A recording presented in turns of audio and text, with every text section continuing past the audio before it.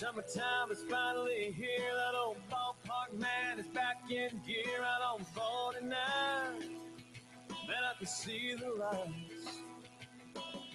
School's out and the nights roll in, man. Just like a long-lost friend you ain't seen in a while. Can't help but smile. And it's 2 bare feet on the dashboard. Young love and an old Ford, shoe shades and a tattoo and a yoo-hoo bottle on the floorboard. Perfect song on the radio. Sing along, cause it's one we know. It's a smile, it's a kiss, it's a sip of wine. It's summertime, sweet summertime.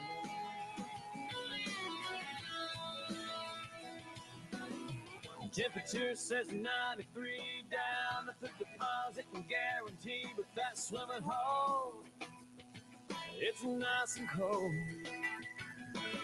Bikini bottoms underneath, but the boys' hearts still skip a beat when them girls shimmy off them old cutoffs. And it's 2 bare feet on the dashboard. Young love and an old Ford, sheep and a yoo-hoo bottle on the floorboard. Perfect song on the radio. Sing along, cause it's one we know. It's a smile, it's a kiss, it's a sip of wine. It's summertime, sweet summertime.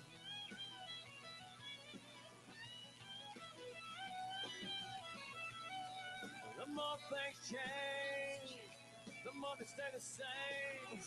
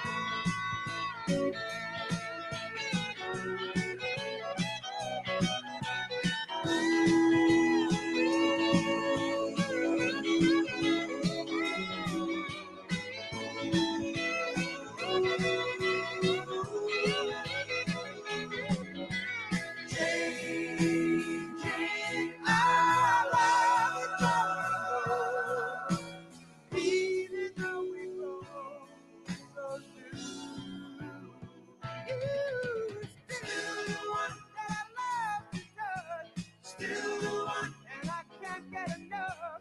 We're still having fun, and you're still the one. You're still the one who can scratch my itch. You're still the one that I wouldn't switch. We're still having fun, and you're still the one. You are still the one that makes me shout. Still the one that I dream about. We're still having fun, and you're still the one. I'm still the one.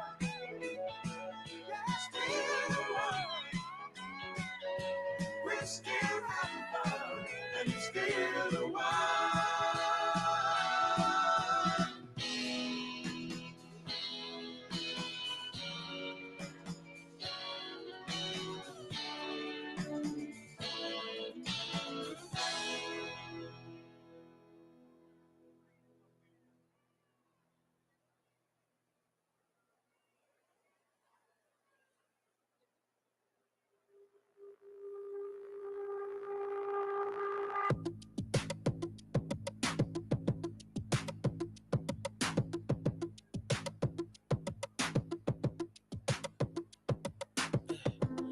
I'm trying to put you in the worst mood. P1 cleaner than your church shoes. Belly point 2 just to hurt you. All red lamb just to tease you. None of these toys on lease to. Made your whole year in a week too. Main bitch out of your league too. Side bitch out of your league too. House so empty, need a centerpiece. 20 racks of table come from ebony. Cut that ivory into skinny pieces. Then she clean up with her face, man, I love my baby. You talking money, need a hearing aid. You talking about me, I don't see a shade. Switch on my side, I take any lane. Switch on my core if I kill any pain. Look what you done. I'm a motherfucking star boy. Look what you done. I'm a motherfucking star boy. Every day a nigga try to test me, Every day a nigga try to end me, Pull off in that roadster SV, Pockets overweight getting hefty, Coming for the king, that's a far cry. I come alive in the fall time, The competition, I don't really listen. I'm in the blue mood, song, bumping new edition. House so empty, need a centerpiece. 20 racks of table come from ebony. Cut that ivory into skinny pieces. Then she clean up with her face, man, I love my baby. You talking money, need a hearing aid. You talking about me, I don't see a shade. Switch on my side, I take any lane. Switch on my core if I kill any pain. Look what you done. I'm a motherfucking star boy. Look what you done. I'm a motherfucking star boy. Let a nigga Brad Pitt, legend of the fall, took the year like a bandit. Bought mama a crib and a brand new wagon. Now she hit the grocery shop looking lavish. Star Trek roof in the Wraith the Con. Girls get loose when they hear the song. 100 on the dash, get me close to God. We don't pray for love, we just pray for cause. House so empty, need a centerpiece. 20 racks of table come from ebony. Cut that ivory into skinny pieces. Then she clean up with her face, man, I love my baby. You talking money, need a hearing aid. You talking about me, I don't see a shade. Switch on my side, I take any lane. Switch on my core if I kill any pain. Look what you done. I'm a motherfucking star boy. Look what you done. I'm a motherfucking star boy. Look what you done. I'm a motherfucking star boy. Look what you done. I'm a motherfucking star boy.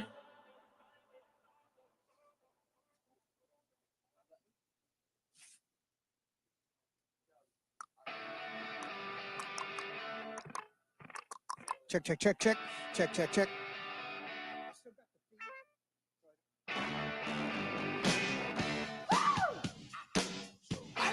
Check, check, check, check, check, check, check, check. You got to let me know. Should I stay or should I go?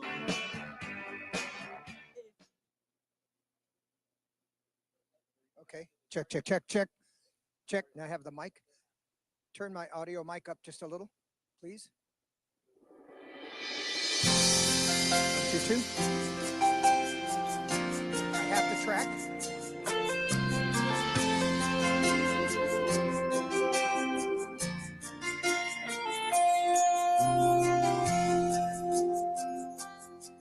One, two, two, two, two, check.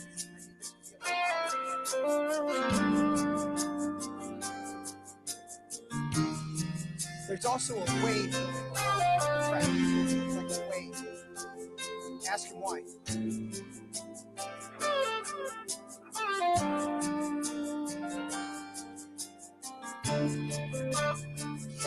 It's like shaking. Like shaking.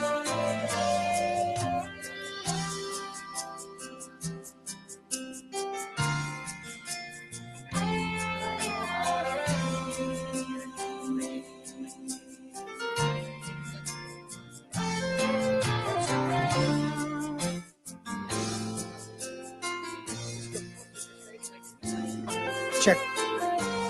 Check, check, check, check.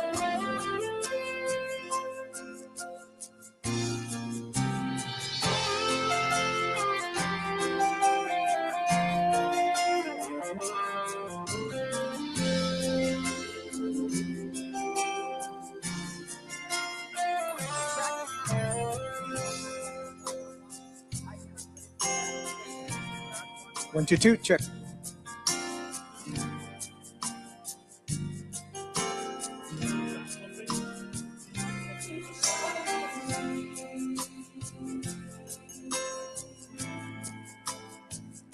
One.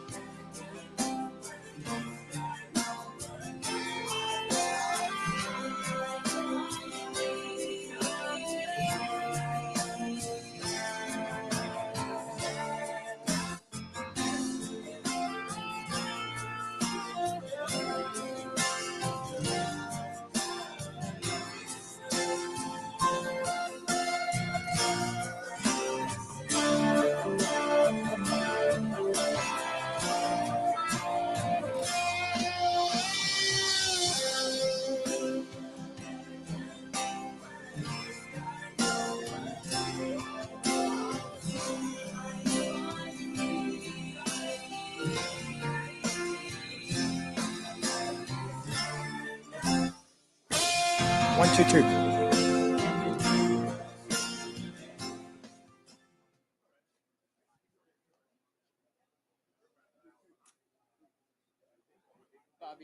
Bobby, can you make a playback one?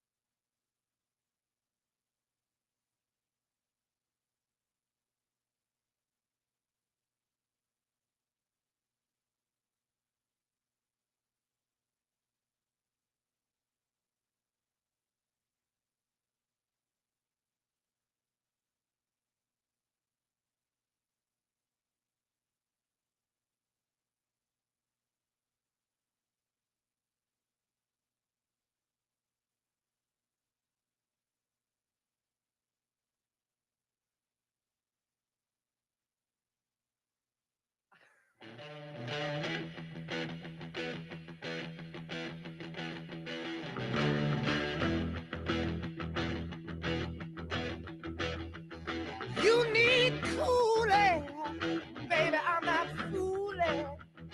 I'm gonna send you back to schooling, way down inside.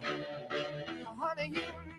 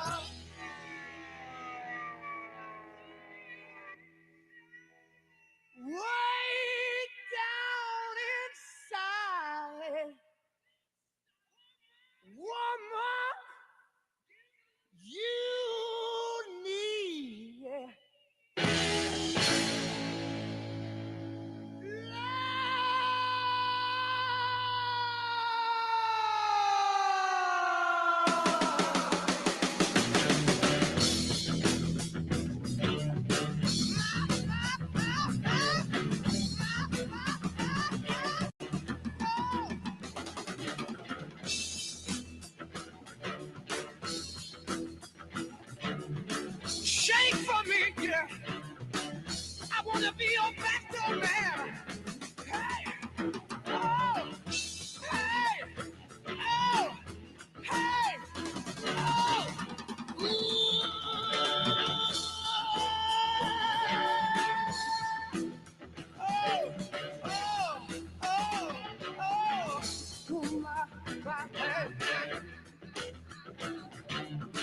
Keep it coolin', baby. Keep it coolin', baby. I keep it coolin', baby. I keep it coolin', baby.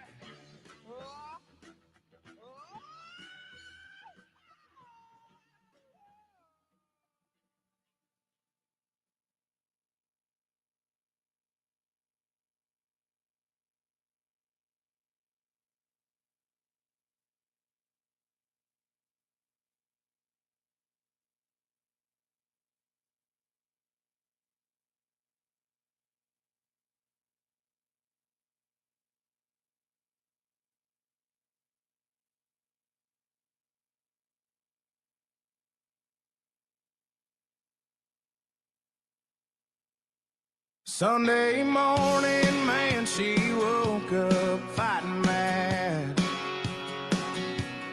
bitching and moaning on and on about the time I had. And by Tuesday, you could say that girl was good as gone. And then when Thursday came around, I was all alone. So I went for a drive to clear my mind, ended up at a Shell on I-65.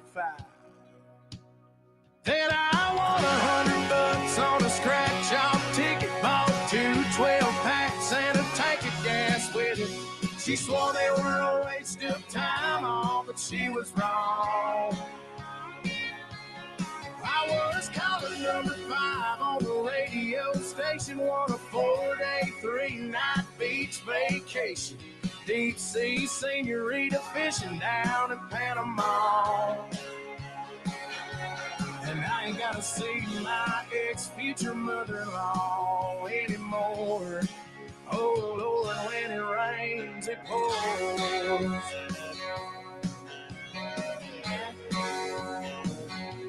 Now she was sure real quick to up and apologize when she heard about my newfound luck on that FM dial. And it's crazy how lately now it just seems to come in waves. What I thought was gonna be the death of me was my saving grace. It's got me thinking that her leaving is the only logical reason that I got the last spot in the Hooters parking lot, and the waitress left her number on my check with a heart. She picked up on the first ring when I gave her a call. And I only spent $5 at the Moose Club raffle, one a used four-wheeler and 3 free passes for me and 2 of my buddies to play around a golf. And I ain't gotta see my ex-future mother-in-law anymore. Oh Lord, when it rains, it pours. When it rains, it pours. I've been on one hell of a redneck road for 3 weeks now. And it all started on the day that she walked out. Then I won $100 on a scratch-off ticket, bought 2 12-packs and a tank of gas with it. She swore they were a waste of time, all, but she was wrong. And I was calling number 5 on the radio station, on a 4-day, 3-night beach vacation. Deep sea senorita fishing down in Panama. And I ain't gotta see my ex-future mother-in-law anymore. Oh Lord, when it rains, it pours.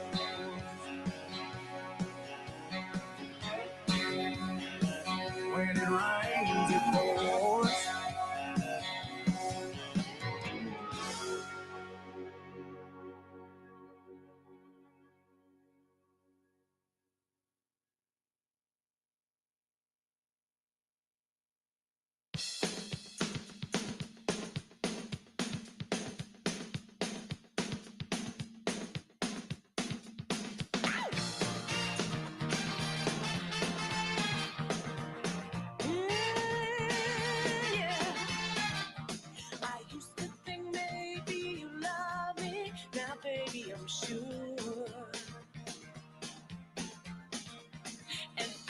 Can't wait till the day when you knock on my door.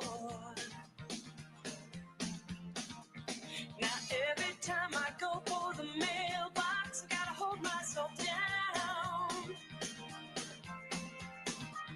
'cause I just can't wait till you write me you're coming around. Now I'm walking on sunshine. Whoa, I'm walking on sunshine. Whoa, I'm walking on sunshine. Whoa, and it's gonna feel good. Hey, all right now, and it's gonna feel good. Hey, yeah. I used to think maybe you love me. Now I know that it's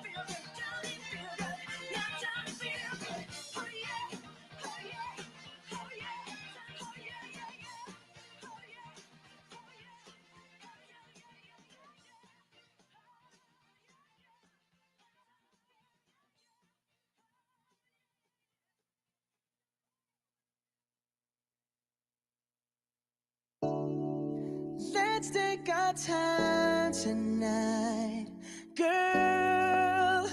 Above us, all the stars are watching. There's no place I'd rather be in this world. Your eyes are where I'm lost in. Underneath the chandelier, we're dancing all alone. There's no reason to hide what we're feeling inside right now. So baby, let's just turn down the lights and close the door. Ooh, I love that dress, but you won't need it anymore. No, you won't need it no more.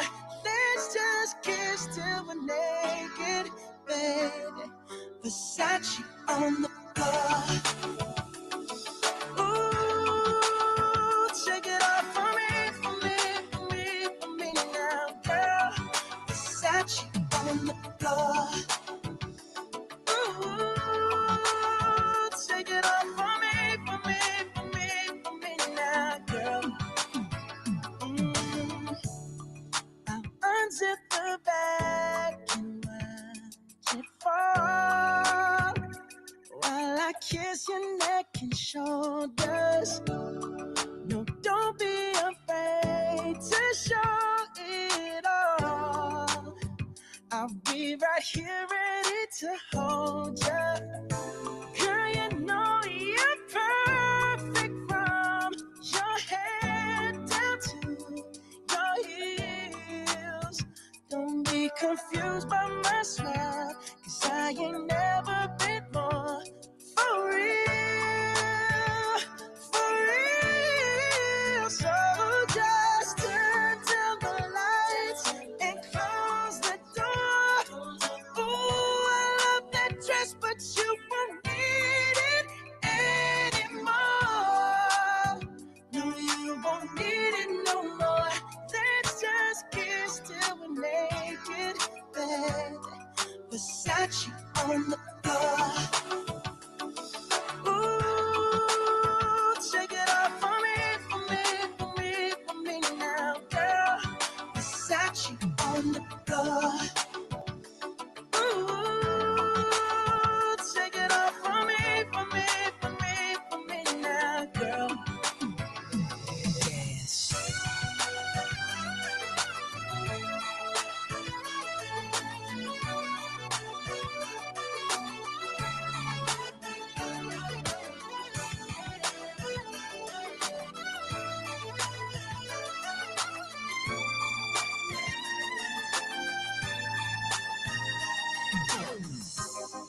It's warming up. Can you feel it? It's warming up. Can you feel it? It's warming up. Can you feel it, baby? It's warming up. Seems like you're ready for more, more, more. Let's just kiss till we're naked. Ooh, Versace on the floor. Hey, baby, take it off for me, for me, for me, for me now, girl. Versace on the floor. Oh, oh, oh. Take it off for me, for me, for me, for me now, girl. Versace on the floor. Floor, floor.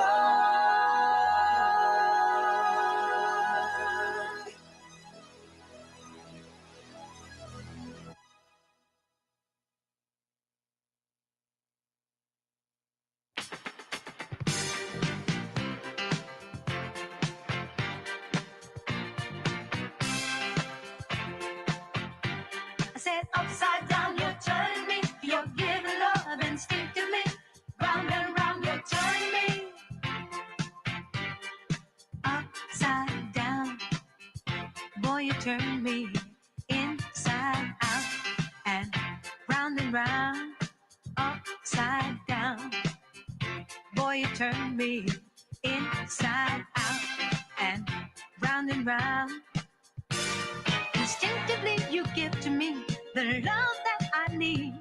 I cherish the moments with you. Respectfully, I say to thee, I'm aware that you're cheating when no one makes me feel like you do. Upside down, boy, you turn me inside out and round, upside down. Boy, you turn me inside out and round. I know you got charm and appeal. You always play the field. I'm crazy to think you're all mine.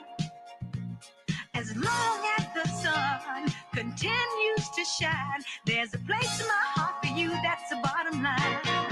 Upside down, boy, you turn me inside out and round, upside down. Boy, you turn me inside out and round. Instinctively, you give to me the love that I need. I cherish the moments with you. Respectfully, I say to thee, I'm aware that you're cheating, but no one makes me feel like you do.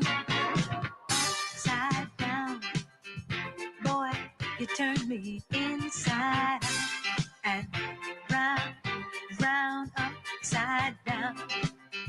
Boy, you turn me inside out and round, upside down. Boy, you turn me inside out and round, upside down. Boy, you turn me inside out and round, upside down. You turn me. You're giving love instinctively. Round and round, you turn me. I say to thee respectfully.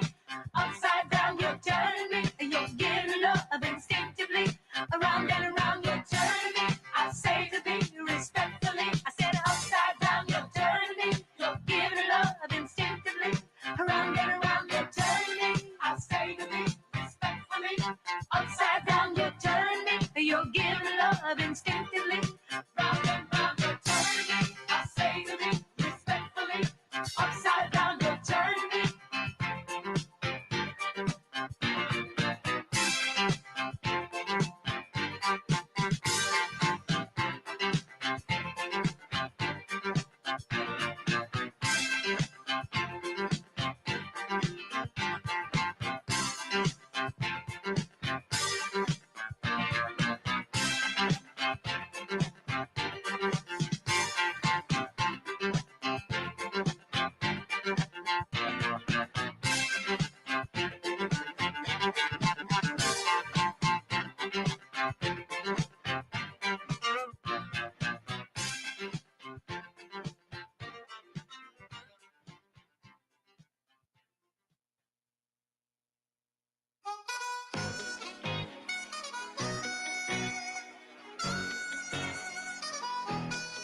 It's going down.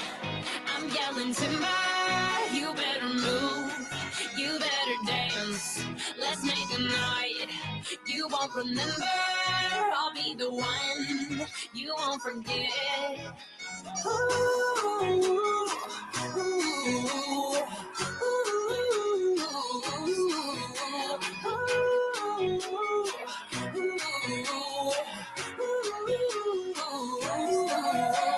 The bigger they are, the harder they fall. These biggity boys are diggity dog. I have them like Miley Cyrus, clothes off, twerking in their bras and thongs.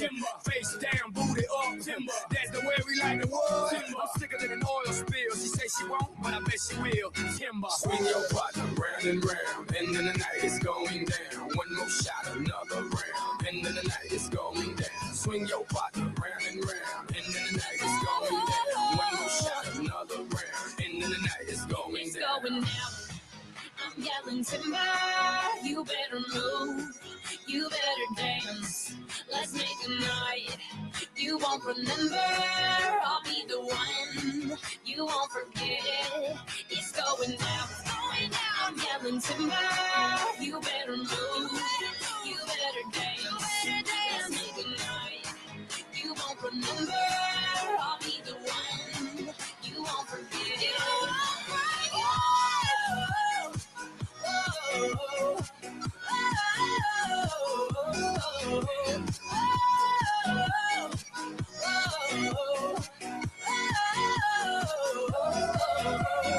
Look up in the sky, it's a bird, it's a plane. Nah, it's just me and the damn thing changed. Live in hotels, swing on planes. Blessed to say, money ain't a thing. Club jumping like LeBron now. Bowl it, order me another round. Homie, we about to clown. Why? Cause it's about to go down. Swing your partner round and round, and then the night is going down. One more shot, another round, and then the night is going down. Swing your partner round and round, and then the night is going down. One more shot, another round.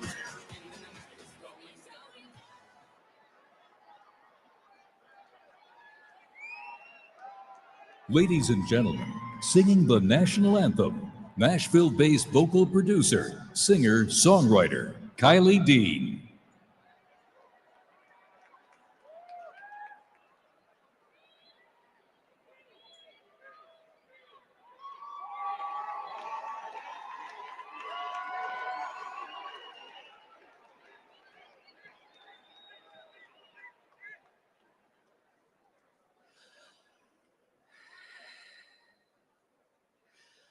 Oh, say, can you see by the dawn's early light what so proudly we hailed at the twilight's last gleaming, whose broad stripes and bright stars through the perilous fight, o'er the ramparts we watched, were so gallantly streaming, and the rocket's red glare, the bombs bursting in air, gave proof through the night that our flag was still there.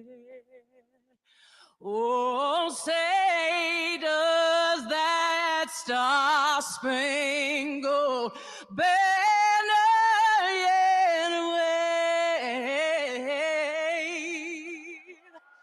o'er the land of the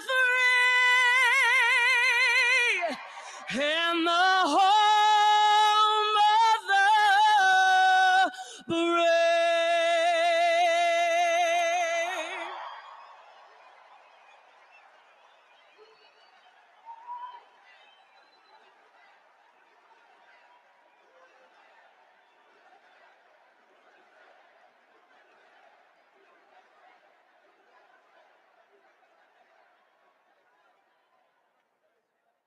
Please welcome Girls Gone Bible, Angela Halili and Ariel Reitzma to the stage to lead us in an opening prayer.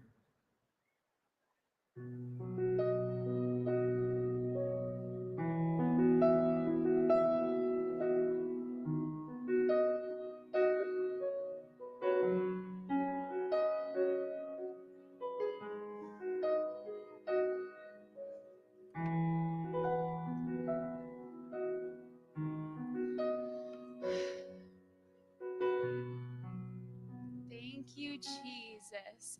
Anybody here love Jesus? That's right. Yes. God, thank you. Thank you, Jesus. Thank you, Jesus, for today. Seriously. God, we thank you.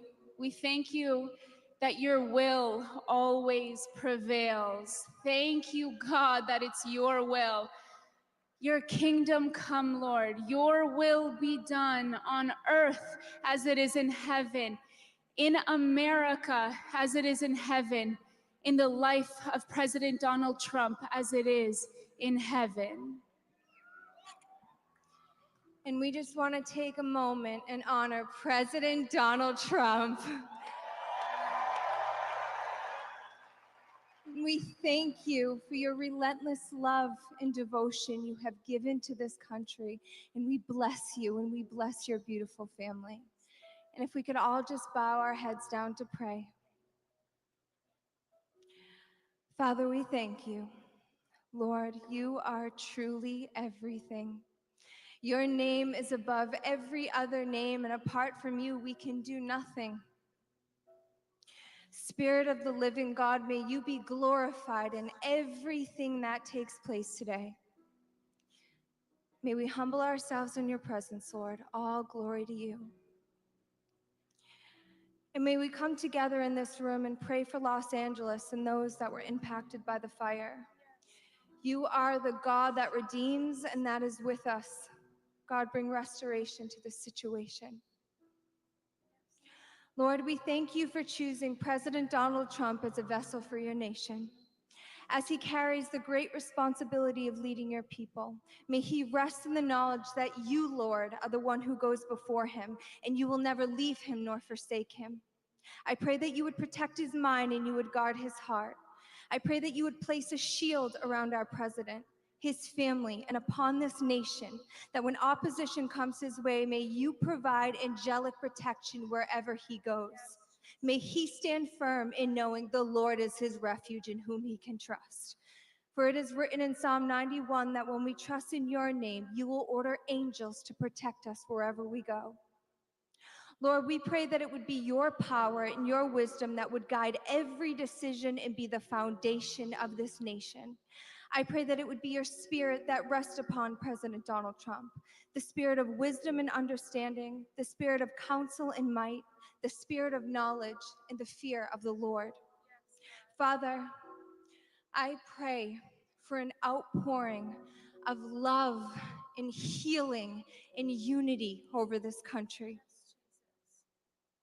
For your word says that you can have faith that moves mountains, but if we don't have love, it means nothing. Lord, would you soften the hearts of your sons and daughters? Would you make us more like you, that we can love each other as you have loved us? Lord, I come boldly to the throne of grace, and I pray for a revival in this nation, that we would get back to the heart of the matter, and that is you, Jesus, the Prince of Peace, the one who humbly laid down his life for us and calls us to lay down our lives for one another. May that be the very foundation of this nation. President Donald Trump, we say that you will succeed and America will yet again prosper. May you manifest in the brightest of colors, and may your reign be righteous. In Jesus' mighty name. Yes. Yes.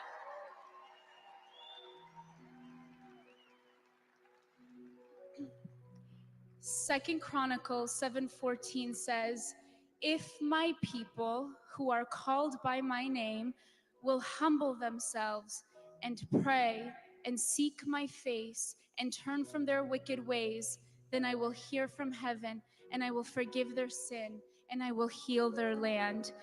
We call on the God of Abraham, Isaac, and Jacob, and we pray that you'd heal this land and the people who inhabit it. Lord, I ask that you would release your power upon this nation. I pray this country be washed by your blood, your precious blood. I pray that a holy fire would rain down to produce a move of purity and holiness in this nation. I pray that eyes would be opened and salvation would sweep across America. I pray in Acts 2 outpouring of the Holy Spirit and a mighty move of God to take place in America like we have never seen before. Jesus is the lion and the lamb. on the same day at the same time, powerful enough to raise the dead with a spoken word, and humble enough to wash feet.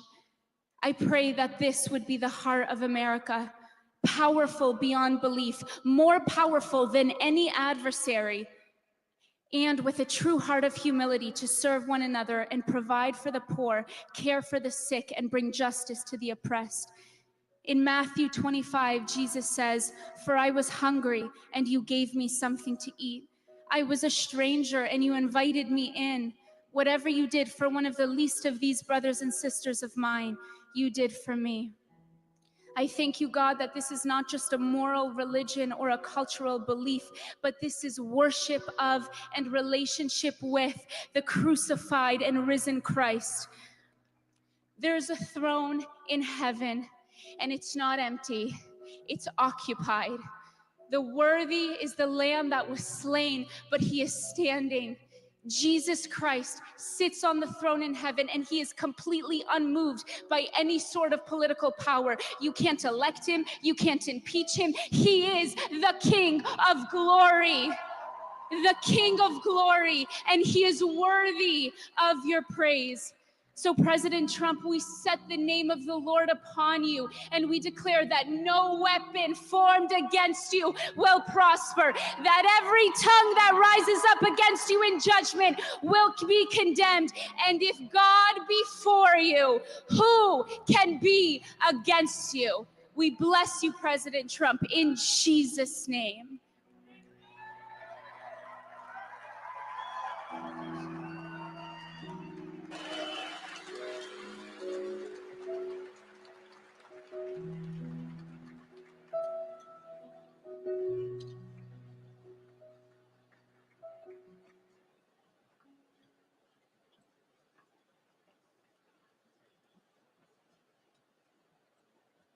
Please welcome to the stage American musician and singer-songwriter, Kid Rock.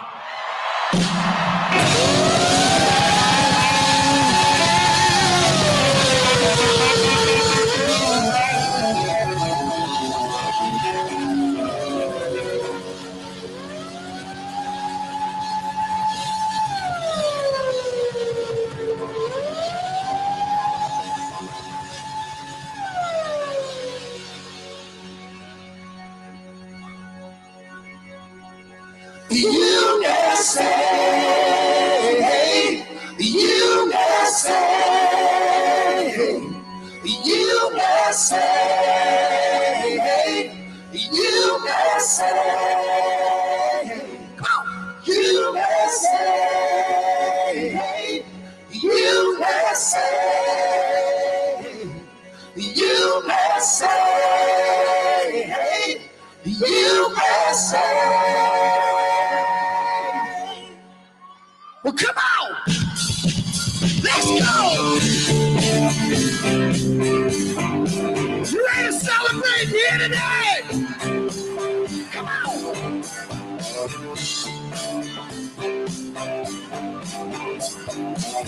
Come on! It was 1989, my thoughts were short, my hair was long. Caught somewhere between a boy and man. She was 17 and she was 5 from in between. It was summertime in northern Michigan. Come on!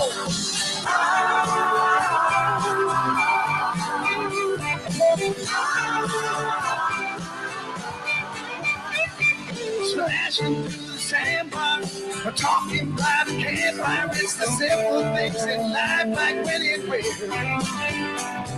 We didn't have no internet, but man, I never will forget the way the moonlight shining on her house. And we were trying different things. We were smoking funny things, making love out by the lake to our favorite song. Sipping whiskey out the bottle, not thinking about tomorrow. Singing Sweet Home Alabama all summer long. Put 'em up like this, come on, come on. Singing Sweet Home Alabama all Can't you walk up from the dock, watching the waves roll off the rocks? You'll forever hold us side by side. We blister in the sun, we couldn't wait for night to come. Head on up to Washington D.C. and play a little rock and roll. Hey, we were trying different things, we were smoking funny things, making love out by the lake to our favorite song. Sipping whiskey out the bottle, not thinking about tomorrow. Singing sweet home Alabama all summer long. Put 'em up like this, let's rock. Come on, let's rock. Singing sweet home Alabama all summer long. Turn it up.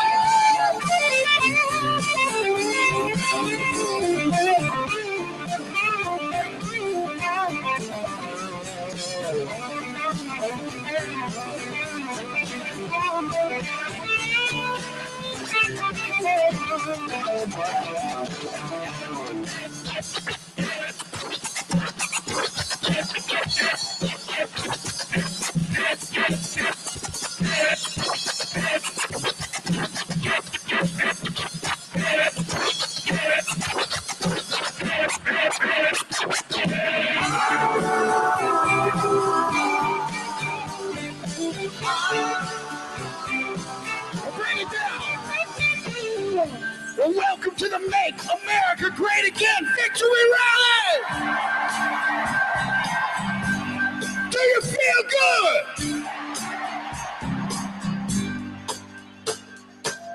I have but one question for you. Is MAGA in the house tonight? All right. Before we bring it back up, we're going to bring it all the way down. Now nothing seems as strange as when the leaves began to change, or how we thought those days would never end. Sometimes I hear that song and I start to sing along.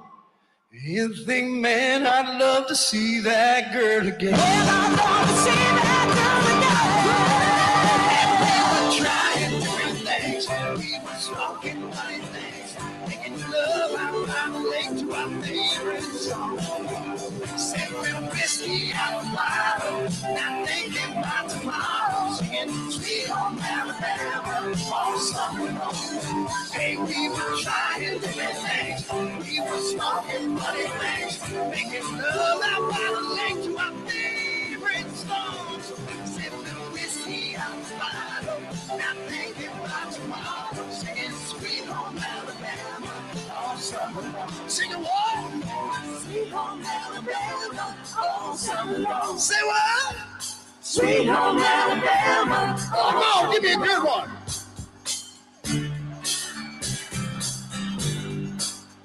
Singing sweet home Alabama all summer long. Singing sweet home Alabama all summer long.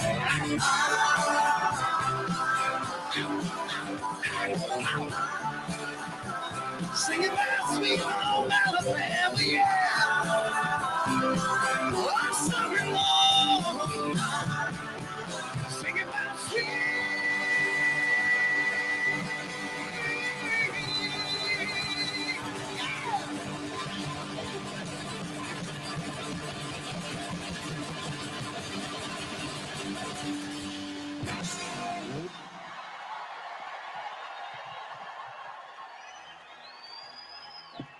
Hello, everyone. I love you all. I know you're having a great time at the Kid Rock concert tonight. Quite frankly, he's amazing. All of you in attendance are the true backbone of our great country. Hardworking, God-fearing, rock and roll patriots. Bob is truly one of the greatest entertainers of our time. Let's all continue to love one another, fight for our God-given freedoms, and most of all, let's make America rock. Let's make America rock again.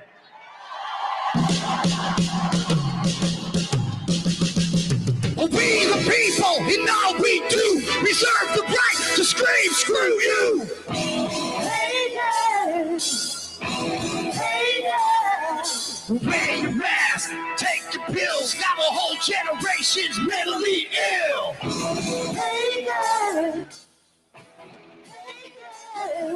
But COVID's near, it's coming to town. We gotta act quick, shut our borders down. Joe Biden does, the media embraces. Big doctors and they call them racist. Let's go, Brandon. Let's go, Brandon. Let's go, Brandon.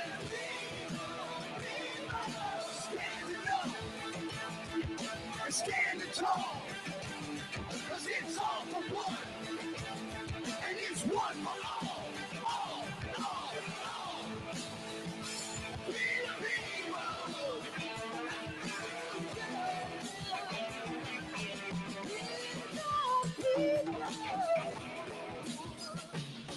Inflation's up like the minimum wage, but that BS is about to change.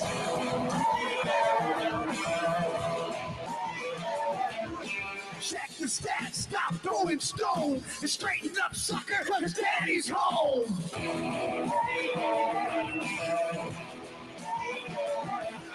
gotta keep fighting for our right to be free, and every human being doesn't have to agree. We all bleed red, brother, listen to me. It's time for love and unity. Let's go, Brandon. Let's go, Brandon.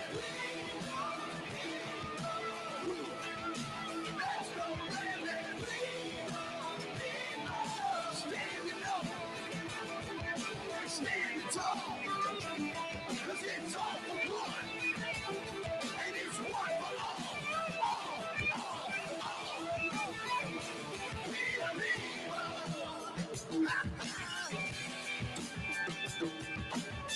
Get down, yo. Get down. If you're down with love, I wanna make things better. All we gotta do is just come together. Weather the storm, take my hand. Follow my lead to the promised land. Cause we the people, we gotta unite. Follow that good time guide life. Cause I'm a wolf, this love boat. To rock that thing up and down the coast. Now I need somebody. I need anybody. I need everybody to scream.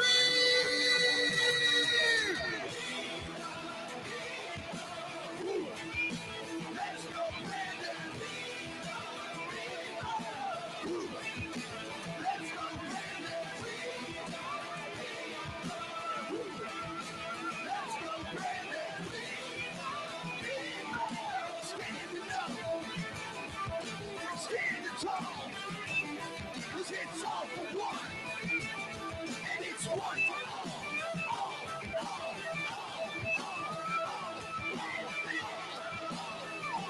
We the people.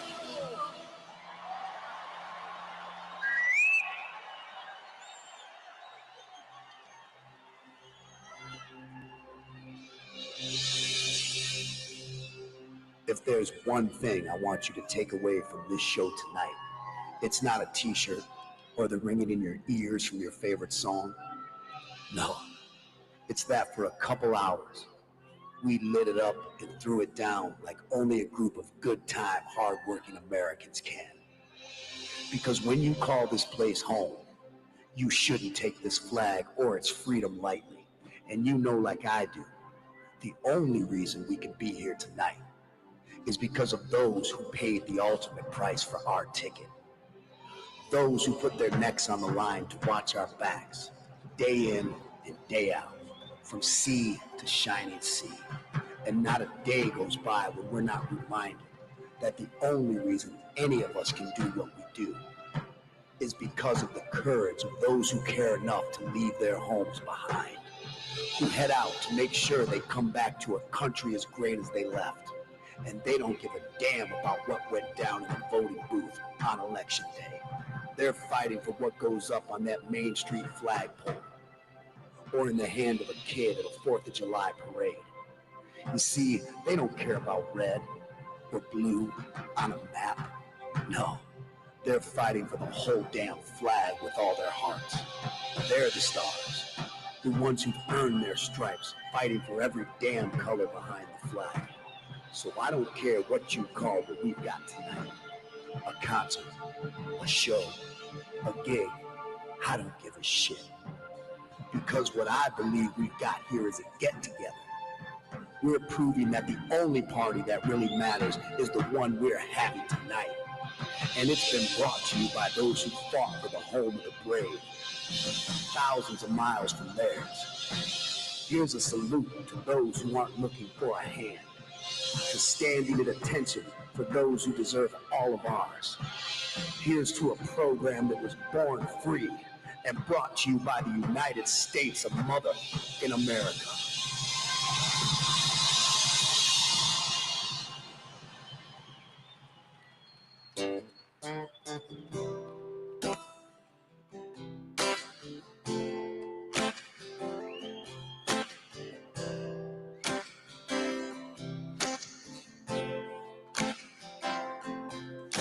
Midnight riding in my old two-seater, rolling down the boulevard.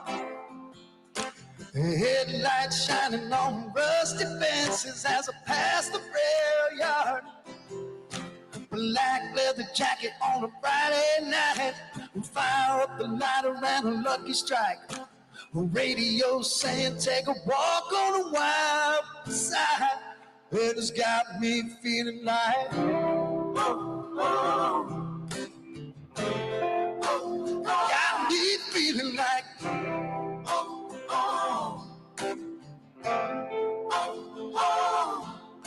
and go wide open, it's a pedal down kind of theme. A little bit of Motown smooth, a little Memphis blues, a sweet emotion that's raining all over me. Give me that heart, give me that soul, give me that heart, give me that soul. American rock and roll.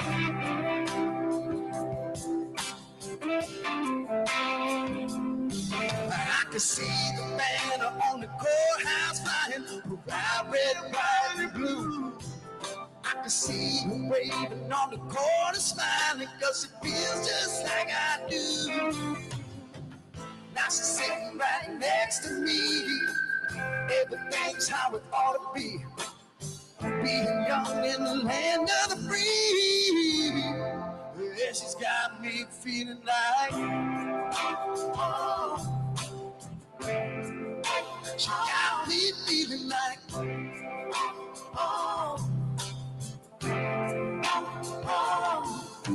and go wide open, it's a pedal down kind of theme. A little bit of funk, some blues, a little gangster smooth, a sweet emotion that's raining all over me. Give me that heart, give me that soul. Give me that heart, give me that soul. 3, 4. American rock and roll.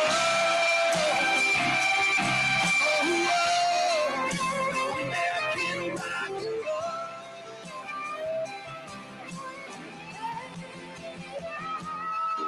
And go right up in it's a pedal down.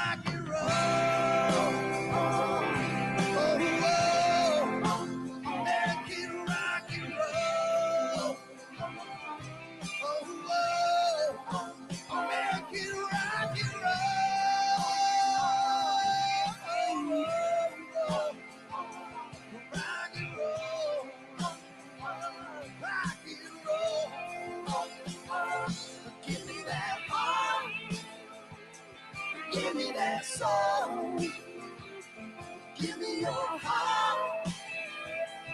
Give me your soul. Give me your soul. Give me that heart. Give me your soul.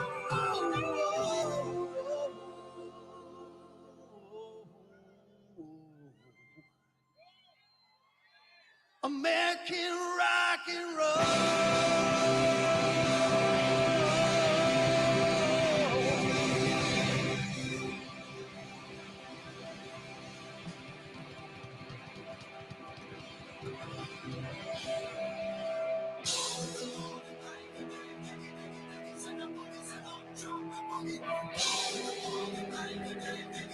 I am your voice.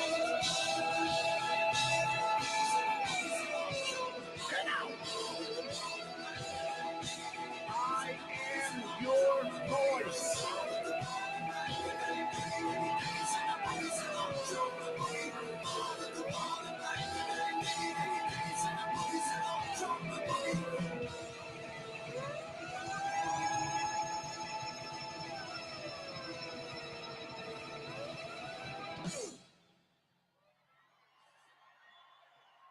My name is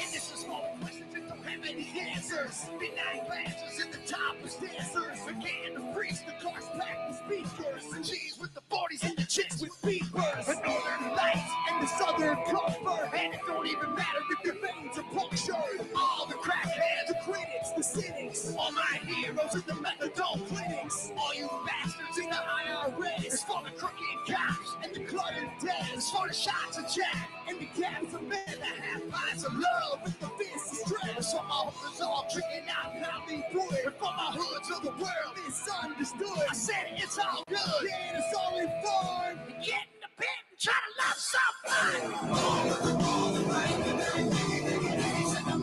Love someone. I am your house.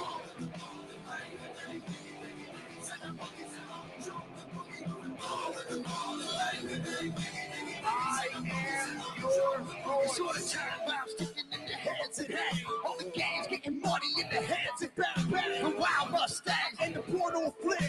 And the mainstream media can suck my blood. The grits when there ain't enough eggs to cook. And for D.D. Cooper and the money he took. You can look for answers, but that ain't fun. Get in the pit and try to love someone.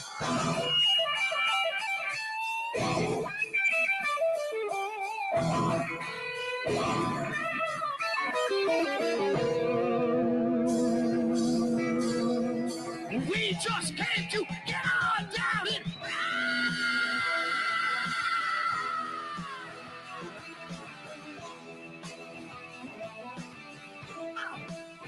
give it to me now.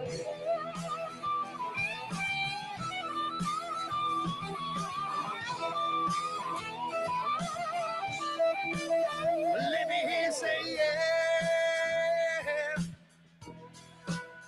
Come on and say yeah. Rock on!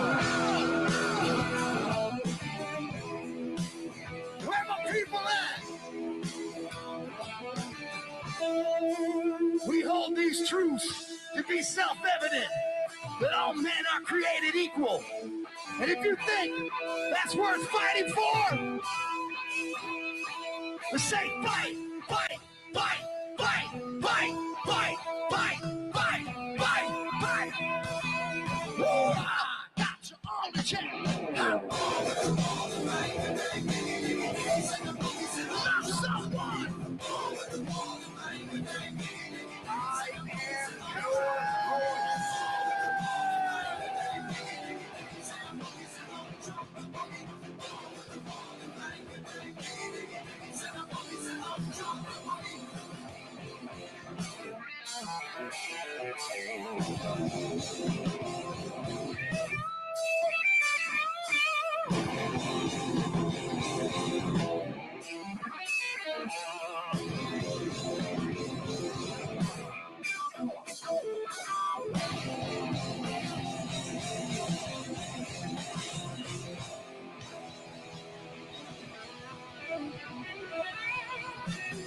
Thank you so much.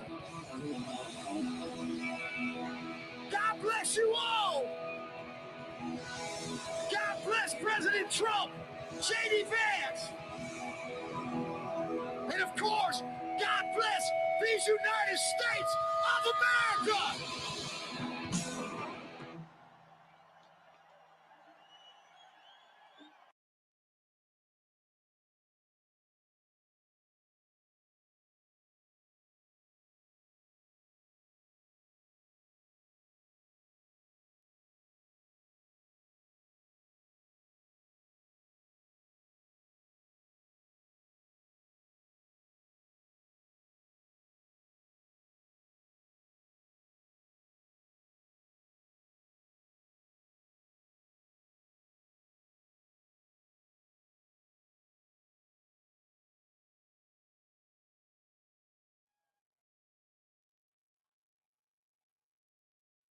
Please welcome to the stage Puerto Rican singer and rapper Anuel AA and American singer and songwriter Justin Quiles. Let freedom ring. Let the white dove sing. Let the whole world know that today is the day of a reckoning. Let the weak be strong. Good afternoon, DC. Good afternoon, world. First off, I want to thank President Trump for having us here. I speak on behalf of all the Spanish community. I'm so happy that everybody, the whole Spanish community, it wasn't that like we just spoke and they really voted for they didn't win for no. A lot of people went against us once we spoke for Trump on Trump's behalf, and I'm so happy now that they saw the results and that everybody ignored a lot of attacks that Trump was receiving. Everybody was trying to dirty his image, and all that was in vain. I want to thank my Spanish community. We stood tall, we stood together. Now we have the strongest president of all time taking care of us. I know this 4 years is gonna be one hell of a run. I know he's gonna do a lot of great things for the whole Spanish community, especially we're gonna make America great again. I just want to make this super clear. Trump is the strongest president that we ever had, and I'm just happy we in good hands. There's nothing better than to have a strong president taking care of the strongest nation in the whole world. Hello, America. Hello, Washington. So you're probably wondering what these two Puerto Rican artists are doing here. Well, it all started in Georgetown, Pennsylvania, during the president's campaign, where we showed our support to the president and made sure our Latino community came through and showed lots of love to Mr. President Trump so we can get that W.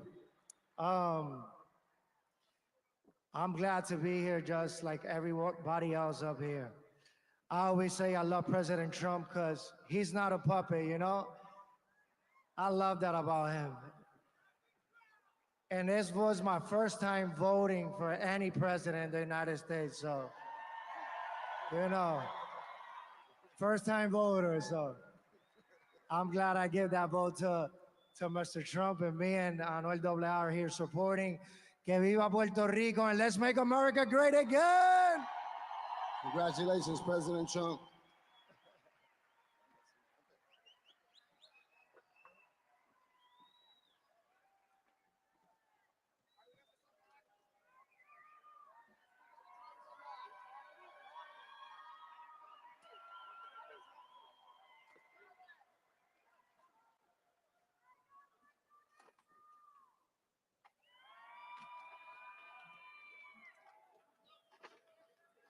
Please welcome to the stage, recipient of the National Medal of Arts and Academy and Golden Globe winner, acting legend, Jon Voight.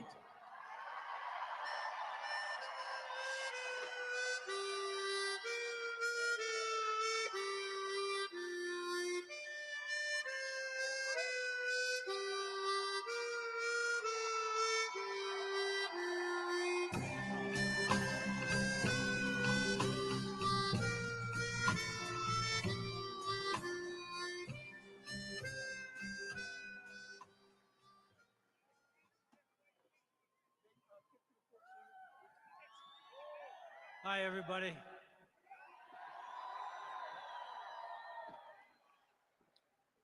What an honor it is for me to be up here in front of you great men and women who've all come here to celebrate the greatest win of all time.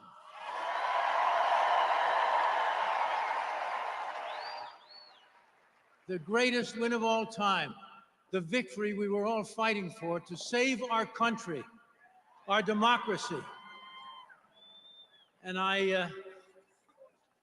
I'm so grateful that I'm able to say that Donald J. Trump is the 47th President of the United States of America.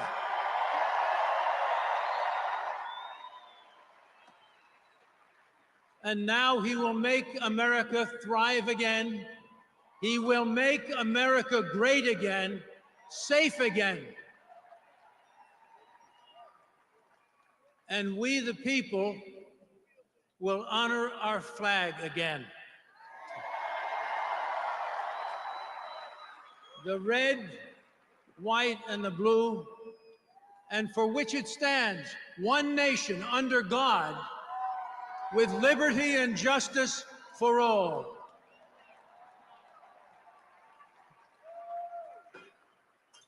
Donald J. Trump fought hard to save this country, and now he will bring God back to our nation's truths. He will make her thrive again. He will save the greatest country, America the Beautiful. I'm proud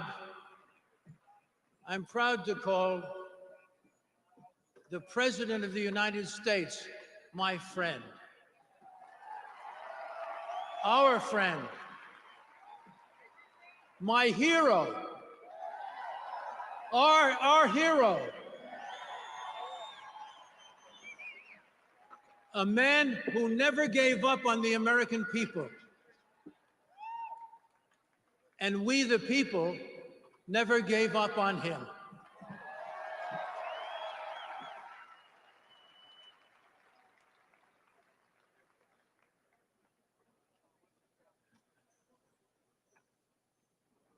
God bless Donald Trump.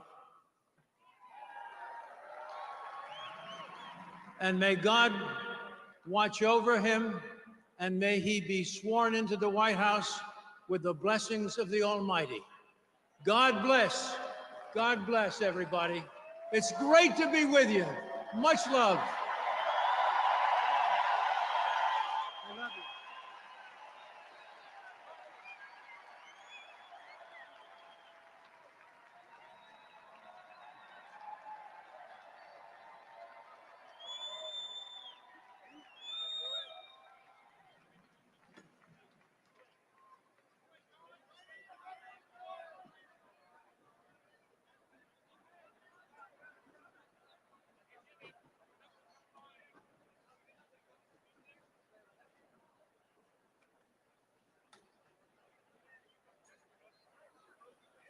Please welcome to the stage, Senior Advisor to President Donald J. Trump, Stephen Miller.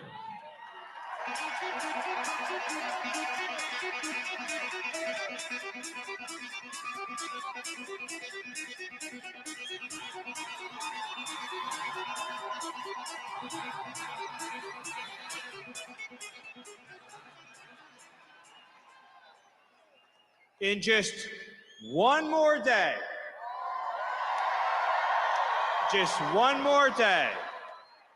It's goodbye, Joe Biden. Goodbye, Kamala Harris. Goodbye, Democrats. And hello to the golden age of America, and welcome back, Donald J. Trump. It's been 4 long years. It's felt like 400 years.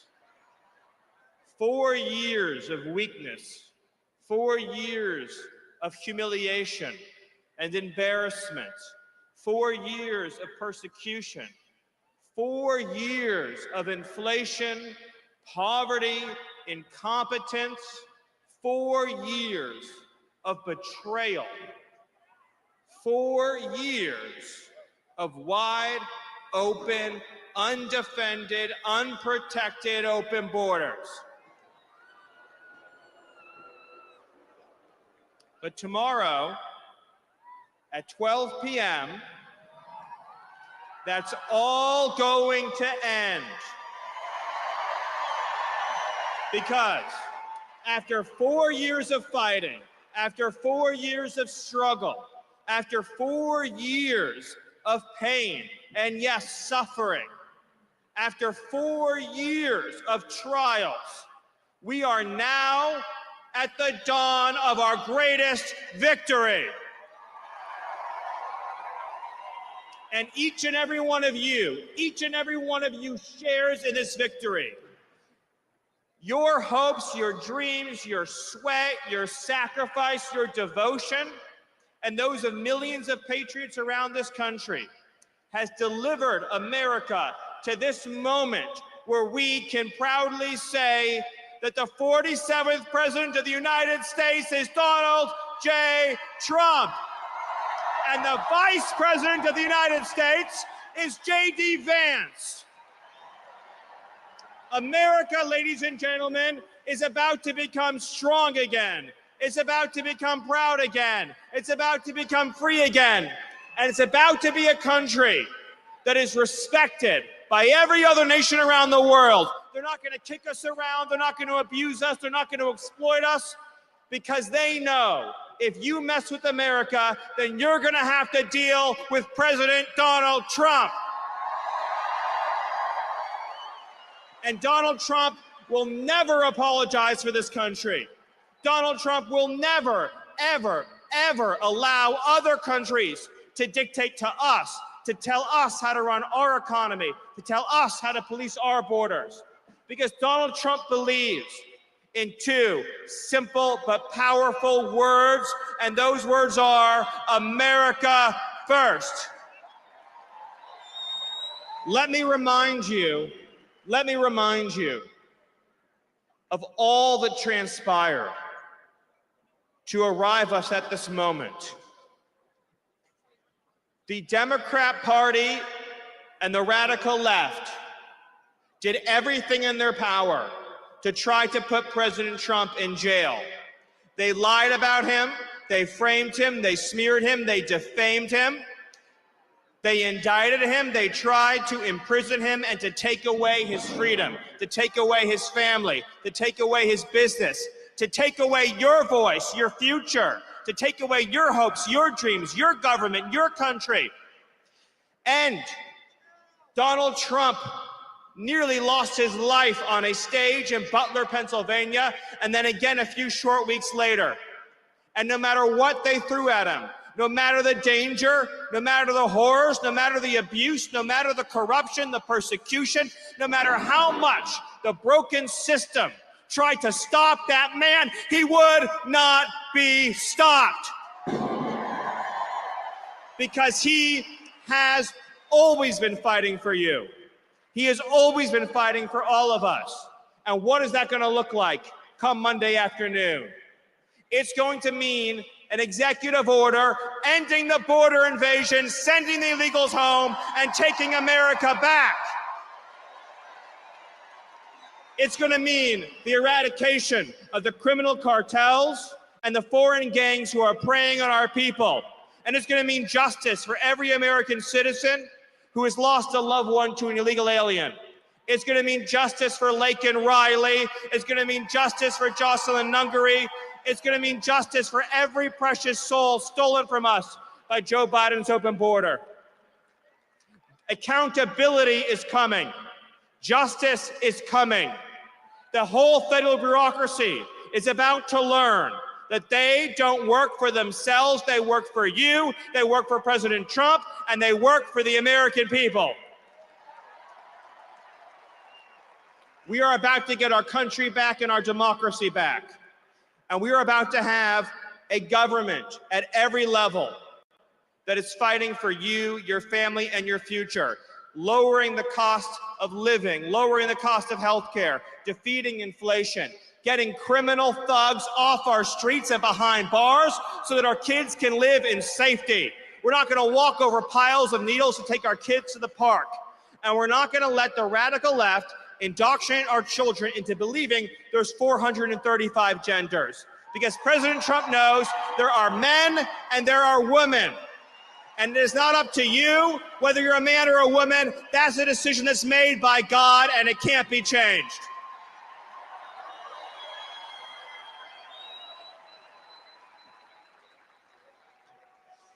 So I ask all of you to embrace this moment for all it represents and everything it means. It's about the triumph of the everyday citizen over a corrupt and broken system. Over the last not just 4, but 8 years, the MAGA movement has been fighting against every single force that has been decaying, destroying, and decimating our society. It's been fighting the corrupt special interests, the corrupt foreign governments, the weaponized bureaucracy at the FBI and the DOJ and the intelligence community, and it's been fighting a political class that cares only for itself. And they were so sure they were going to beat us. They were so sure they were going to stop Donald Trump. They were so sure that they were going to crush this movement out of existence. And yet, here we stand today, and MAGA is stronger, more powerful, more united, and more determined than ever before. And Donald J. Trump is about to save this country. And we are about to live in a land where once again, the dreams of America's sons, the dreams of America's daughters, the dreams of America's moms and dads are the dreams that will power and propel this country, this government, and this future. So I want each and every one of you, and I want your families, and I want your children to take this opportunity to feel the pride and the joy and the exuberance in knowing that the American people won. We still control this country. We still control this future. We still control this government. And we are about to inaugurate as the 47th president, our champion, Donald J. Trump. Thank you. God bless you, and God bless America.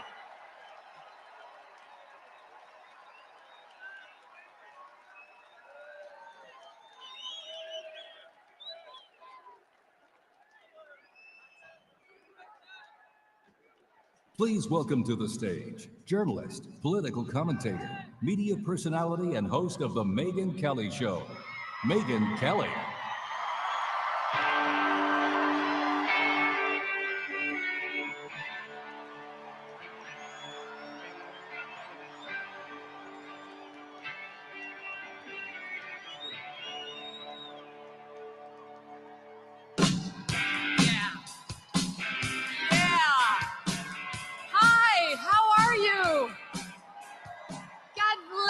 For standing out there in that weather and all these hours to get in here today. As Stephen Miller said, we have 20 hours until our long national nightmare is over. We're almost there. By the way, Stephen Miller, if you like what Trump did at the border, you have that guy to thank in large part. That's the guy. He's the magic behind the man. And he's back, thank God. Him and Tom Homan together. Oh. The goodness, Scott Pressler, good to see you. The goodness that is about to rain down on us after Trump is inaugurated tomorrow is already starting, and I've got to tell you, I am so pumped up about it. Things are already happening in anticipation of Trump being sworn in, like Facebook and McDonald's getting rid of their DEI programs. Good for you, McDonald's workers. Looking at you, Kamala Harris. Really? No, not really. Wasn't true. You got universities from University of Michigan to North Carolina to all the public universities in Iowa, all the public universities in Texas getting rid of DEI. You have got, yes, you've got a bill that passed the House this week, the Protection of Women and Girls in Sports Act. Yes. Now, it passed once before, but this time we control the Senate. We have a much better shot. Still have to get 60 votes to get a vote. We're looking good. You've got a judge who struck down Joe Biden's disgusting changes to Title IX, which has been stopped in its tracks, and it will be killed entirely, those changes, as soon as Trump gets in there. Have no doubt whatsoever. Good things are happening all around the country. Pete Hegseth was testifying this week that military recruiting is already going up in anticipation of their new commander-in-chief. The deal in Gaza, right before Trump takes office, as he said, if it's not done by the time I get there, all hell is gonna break loose. The goodness just keeps on. I woke up this morning, I was 2 inches taller, a pound thinner, and I had skin like Jennifer Lopez. That last one's not true. Okay, speaking of J-Lo, how happy are you that her candidate lost? It's so delightful. These Hollywood celebrities who get up there and try to tell us how to vote, really? I mean, like those celebrities who know nothing about anything. All J-Lo knows about what to do is to ruin marriages. She's an expert at that. Why does she have to try to ruin the country too? So goodbye, J-Lo, it didn't work out for you. Goodbye, Meryl Streep, who showed up at that Oprah event saying, "Oh, Madam President," to Kamala Harris, "Madam President." How'd that work out? About as well as her comment that Harvey Weinstein was God. And maybe we should stop listening to her. Maybe we shouldn't be going to her for our political advice. And then you had Oprah herself. Oprah, she'll interview you if you pay her $1 million too. Yeah, it's a low fee of $1 million to sit down with Oprah Winfrey, apparently. That's what the Harris campaign paid her production company, she says. And for that, you know what you get? You get Oprah yelling at you. Kamala Harris! Why are you doing that? Calm down, madam. Didn't work out for her either. But of course, the fakest person involved on that side of the aisle was the woman at the top, Kamala Harris herself. Thank you, who pretended that she wasn't the border czar, who pretended that she was middle class, who pretended that she was smart. And the American people did not buy it. Every time you turned around, this woman was doing something faker than the last, right? Her like fake Jamaican accent, her fake Eastern European accent, her fake Spanish accent. It was like spending a day at Joe Biden's southern border. Nonstop, right? We gonna win. It's not how it went, right? But my favorite was the preacher accent. Joy cometh in the morning. She wasn't wrong about that. It came at about 1:22 a.m. on election night when the election was called for Donald J. Trump. I felt it. I've been thinking so much about Trump, especially today and this week. I know you have too. Praying for him, praying for his family, thankful to them. I mean, think about it. I interviewed Trump about a year plus ago and asked him, why are you doing this? You could be in Scotland, you could be at your golf courses. It's because he loves the country. And he wasn't done yet. And we're not done with him. So God bless him and the family for making this sacrifice and doing public service. Same with J.D. Vance and the cabinet members, all of whom need our prayers and support. But I'm also thinking of all of you. I'm thinking about you, I'm thinking about Americans who got us here. Because the things that Trump is accomplishing already, some of the things I mentioned in anticipation of him taking office, that ball got rolling, yes, with Trump, but also with regular American people who stood up here, there, and everywhere to make a difference in their own communities. I'm thinking about people like Jody Shaw, probably don't know that name. But Jody Shaw was an administrative worker at Smith College. She didn't make a lot of money, single mom, 2 kids. And in late 2020, early 2021, she had it with the DEI nonsense at Smith. So she made a Facebook video and she posted it. And little Jody Smith, who is sweet and quiet and not one to shake the tree, said, I don't want to be forced to talk about my race at work anymore. I don't want to be told that I have implicit bias because I'm white. I don't want to have to enforce segregated dorms. Please stop making me do this. And Smith unleashed holy hell on her. Smith, this super tolerant college, okay, made it, she alleged later, untenable for her to stay. She got forced out of her job. And I'm honestly not sure whether Jody's fully recovered. So she got hurt.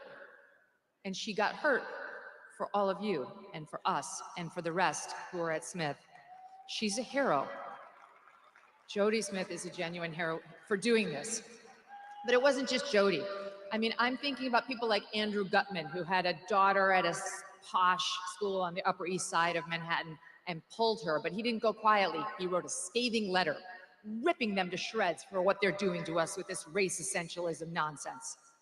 He went out with a bang and he made sure other parents knew what the problem was. Jason Riley of the Wall Street Journal, you may see him on Fox News sometimes, and his wife Naomi Schaefer Riley, who pulled their mixed race daughters from a school in Rye, New York, and made a point of doing it because that school thought that their mixed race daughters were desperate to talk about their blackness all the time, and they found out the hard way those kids really just wanted to learn math. These battles are being won piece by piece, one at a time. And there are so many others. I'm thinking about the 14-year-old girls in Wisconsin who had an 18-year-old guy come in there naked into their showers after gym. I'm thinking about the young woman in Massachusetts who just wanted to play field hockey and suddenly got all of her teeth knocked out because a boy played for the other team posing as a girl. How do we know about these stories? Because people were outraged. Citizens went to the news, they went to their principals. Girls spoke out one by one and got the ball rolling on change. And change is coming. All of you wearing the MAGA hats. It used to be an act of civil disobedience, right? Yes, sir, defiance of a registered order that didn't want to hear from you. But wearing that hat for much of the past 8 years has been an act of courage too. And I know just because you're here, that you had your moments in your own communities, whether it was online or at the bowling alley or at the restaurant or at school, where you stood up for one of these same issues, where you had to tell somebody you didn't want to be reduced to skin color, where you said, I prefer the days when we didn't make a thing out of that, where you had to tell somebody that boys cannot become girls and girls cannot become boys. Those battles, one after the other, have been fought, and this anti-DEI momentum has been built brick by brick, thanks to all of you. And you who listened to Donald Trump, who, when a reporter asked him at a presidential debate in 2015 about some of the language he used, responded by saying, what I say is what I say. And if you don't like it, too bad. That was more than just a quick comeback. That was a reminder of what America is. In America, we have the right of free speech. We have the right to offend, to provoke, to annoy, and to stand up for what we believe in, even if you find it controversial. We have the right not to use the words you try to force on us, like your preferred pronouns or words like anti-racist or chest feeding. We are reminded of that daily by President Trump, who would never bow to the woke mob. Just ask Brett Kavanaugh, who will be swearing in J.D. Vance tomorrow as he, Kavanaugh, sits in his robes as an Associate Justice of the U.S. Supreme Court. So I thank all of you for being part of the Trump movement and for bringing these changes upon us and for bringing Donald Trump back into the office. And a reminder before I go, Stay strong. We haven't won the war. We're winning. We won a bunch of battles, but he's gonna need all of you every step of the way. We're gonna have to be patient. We're gonna have to steel our spines. Do not bend. Never bow. What I say is what I say. God bless you. God bless President Trump. God bless the United States of America.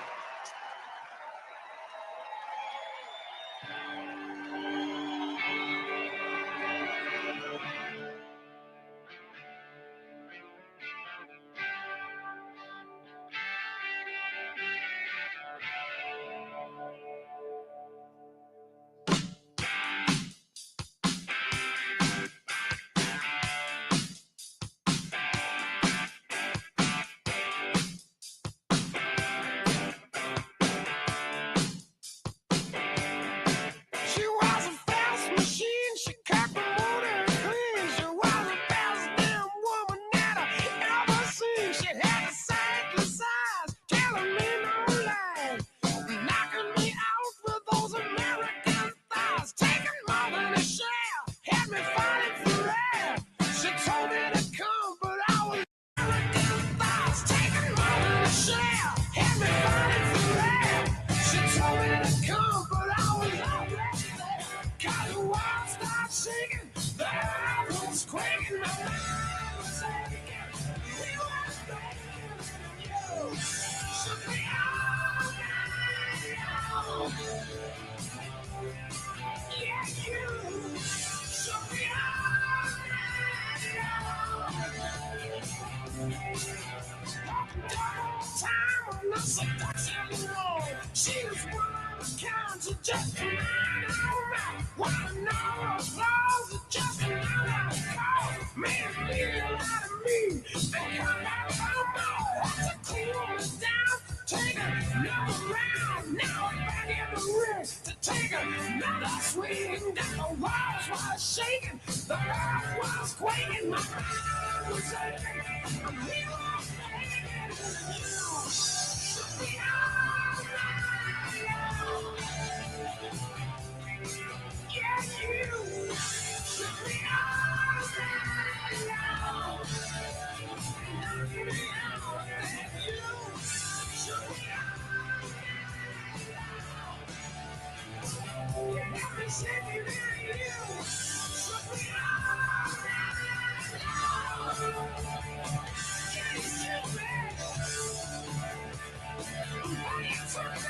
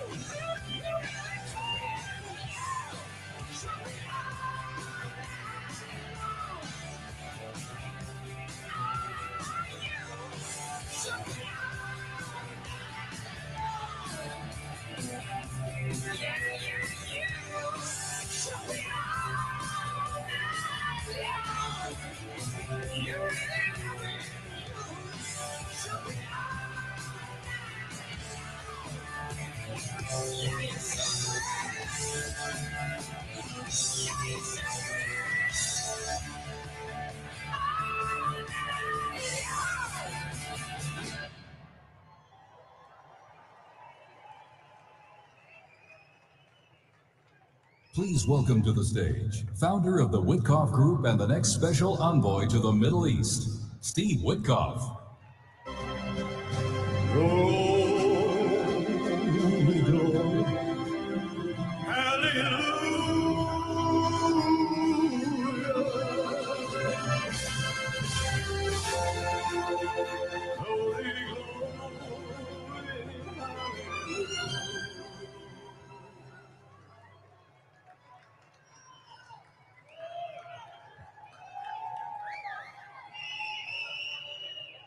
Good evening, everybody. Just a few things I want to say before I get to speak about my dear friend, the 47th President of the United States, Donald J. Trump. I just received on my phone pictures of the first 3 hostages who were released.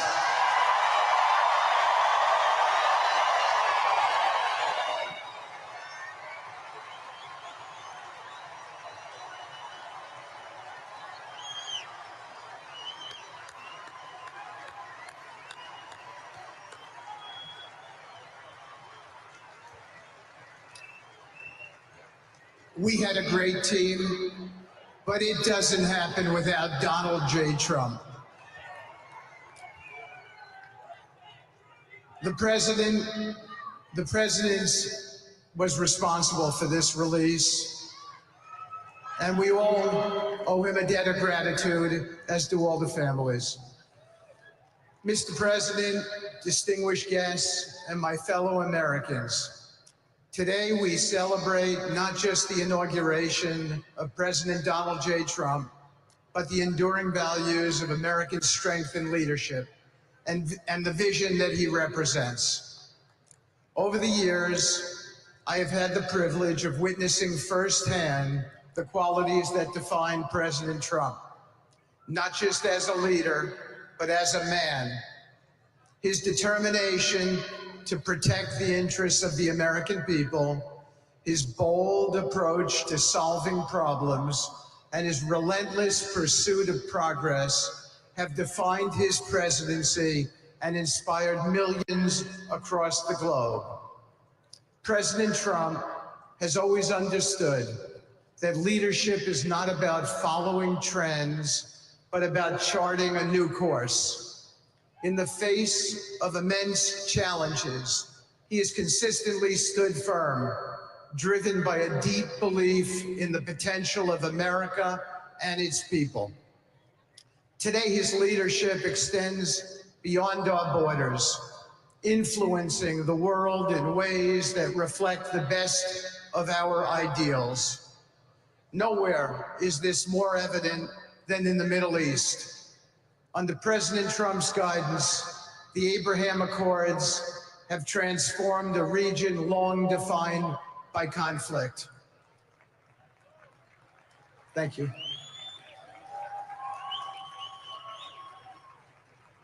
These historic agreements have brought together nations that once stood divided, fostering cooperation, trade, and understanding. The Accords are a testament to the President's belief that peace is achievable when we approach challenges with strength, clarity, and a shared vision for the future. As the special envoy to the Middle East, it is my honor to carry forward this mission on behalf of the President. Thank you.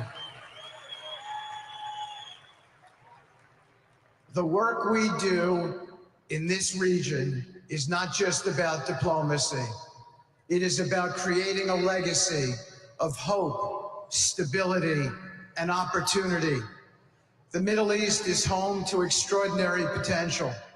And through President Trump's leadership, we are unlocking that potential in ways that benefit the region and the entire world.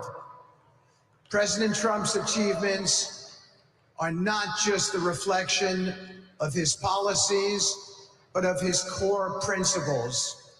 He has always stood for religious freedom, human dignity, and the belief that every individual deserves the chance to succeed. His efforts have strengthened alliances, encouraged economic growth, and ensured that America remains a trusted partner on the global stage. Mr. President, your vision for the Middle East is a reminder that true leadership is about results. You have shown that even in the face of skepticism, progress is possible when we approach challenges with boldness and resolve. The Abraham Accords are not just agreements. They are a blueprint for a future where peace is not the exception, but is the expectation.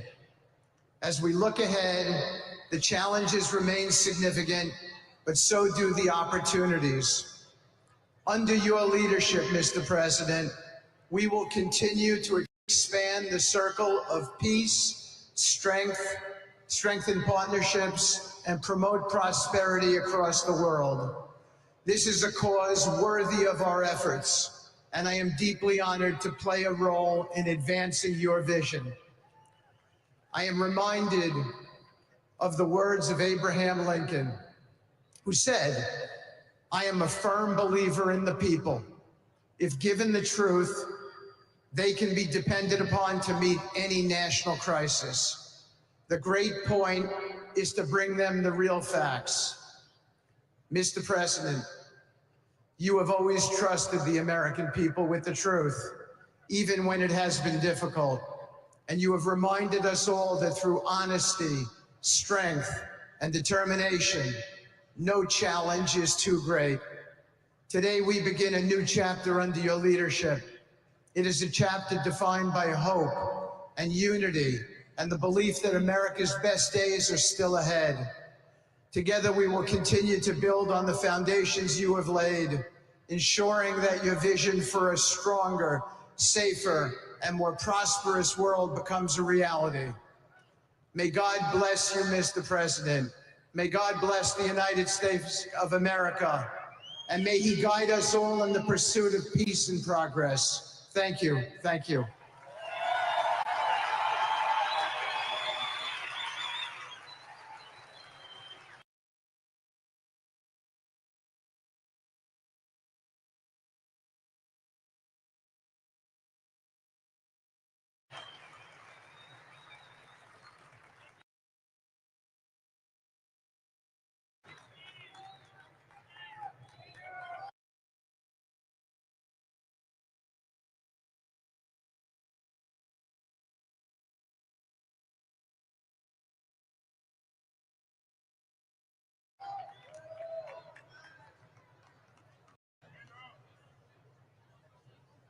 American businessman who is CEO and president of UFC, Dana White.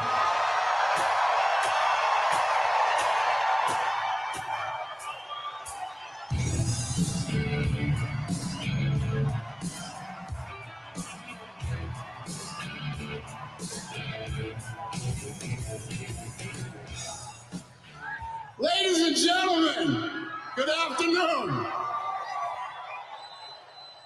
I am honored to be here to celebrate President Trump's historic victory. He didn't just win this election, he won it in dominant fashion.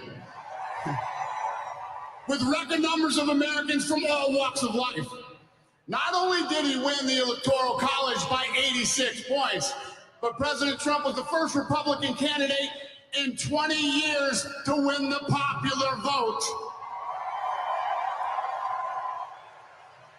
He also made major gains among traditionally Democrat voters by increasing his support with Latin, Asian American, Black, and young voters. So what does that tell us? Democracy is alive and well in this country. And the people have spoke loud and clear. America wants President Trump back in the White House. Think about this. Winning this election after everything that's happened over the last few years is an amazing achievement and an incredible comeback story. Think of all the things President Trump had to go through to get back here. All the powerful forces that tried to take him down. The mainstream media, partisan prosecutors, assassins. It's absolutely insane what this man has been through. And only President Trump could have fought through all those obstacles, all the attacks, and still come out the winner. But you know what? That's just what he is. This guy is a winner. And I say this all the time. He is the toughest, most resilient person that I've ever met, and nothing was going to stop him from fighting so hard for the country he loves. He embodies what being an American is all about. We are the toughest, most resilient people on earth.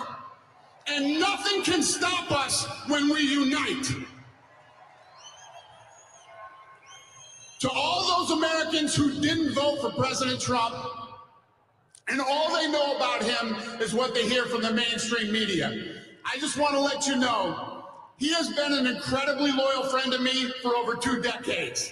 And not once has he ever asked me for anything in return.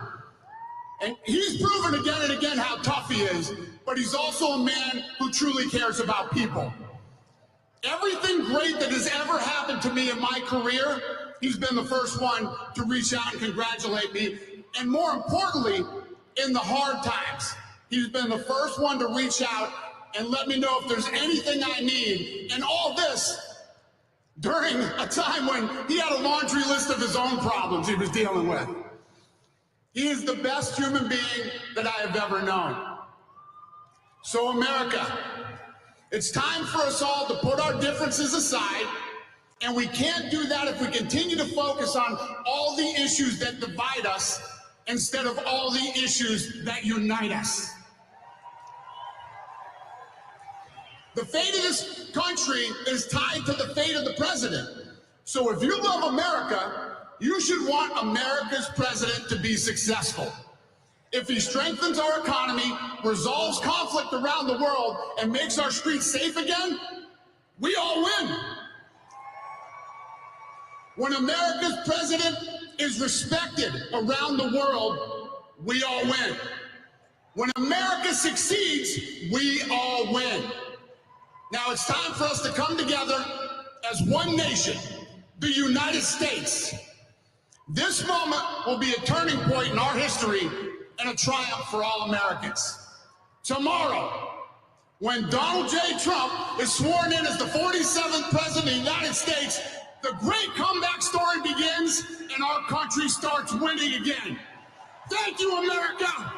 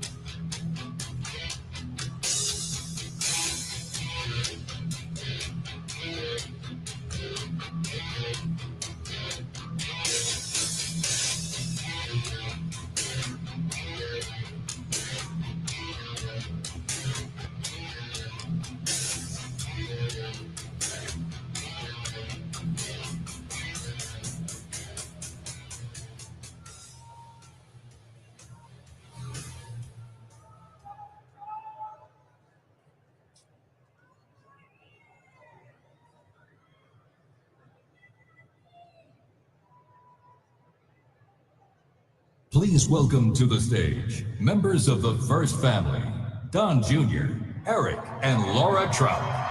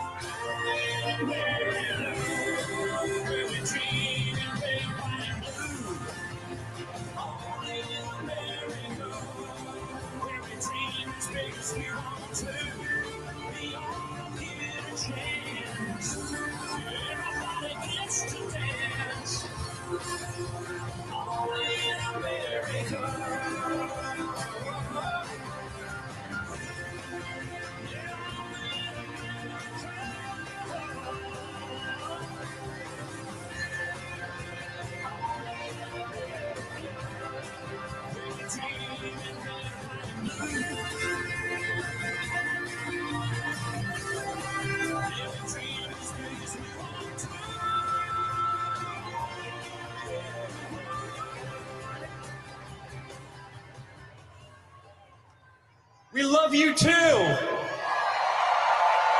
We love you, America. We love you, Washington, D.C. So we have two little monsters here that want to do something very special. They want to do the Pledge of Allegiance, which they do every single night. You guys want to take it away? I pledge allegiance to the flag of the United States of America and to the republic for which it stands, one nation, under God, indivisible, with liberty and justice for all.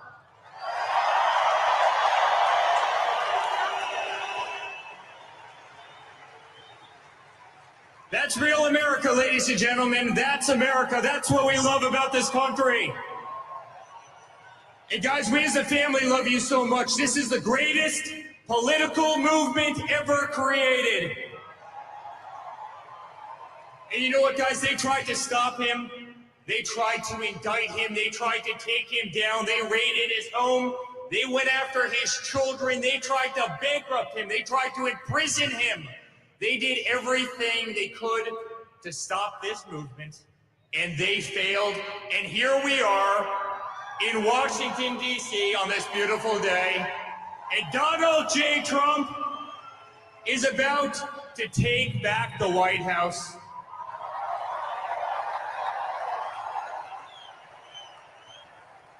And guys, our country is back. Our country will be respected again. We as Americans will be proud again. America will be feared again. We are going to have the greatest nation on earth. The nonsense ends. The bullshit ends right now. We love you. We love you. We love you. Thank you for having me be such a big part of this journey. I'll truly never, ever forget it. Thank you, guys. We love you.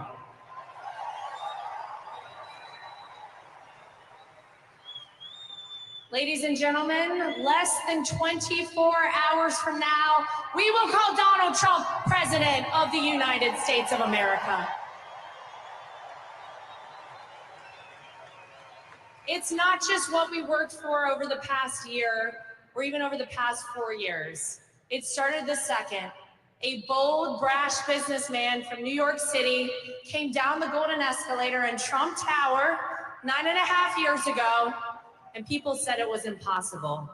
And yet that man is the one who will save not just our country, but will save the entire world.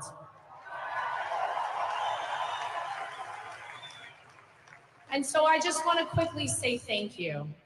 Thank you guys for continuing, despite all you heard out there, to believe in Donald Trump, to stand by our family throughout this fight. Thank you for trusting me to be your co-chair of the Republican National Committee. I hope I did you proud. I made promises all over this country when I went and spoke, and I said, you're not going to cheat in this election. And they got upset when I said something around the lines of, if you are a person who wants to cheat in our election, we will find you, we will track you down, and we will prosecute you to the full extent of the law. So I said it louder next time. And this was a free, fair, and transparent election. And if there's one thing I am proud of, it's that we restored the American people's faith in our electoral system this election in 2024. We didn't do it alone. I see someone directly in front of me, Scott Pressler, who helped on that front as well.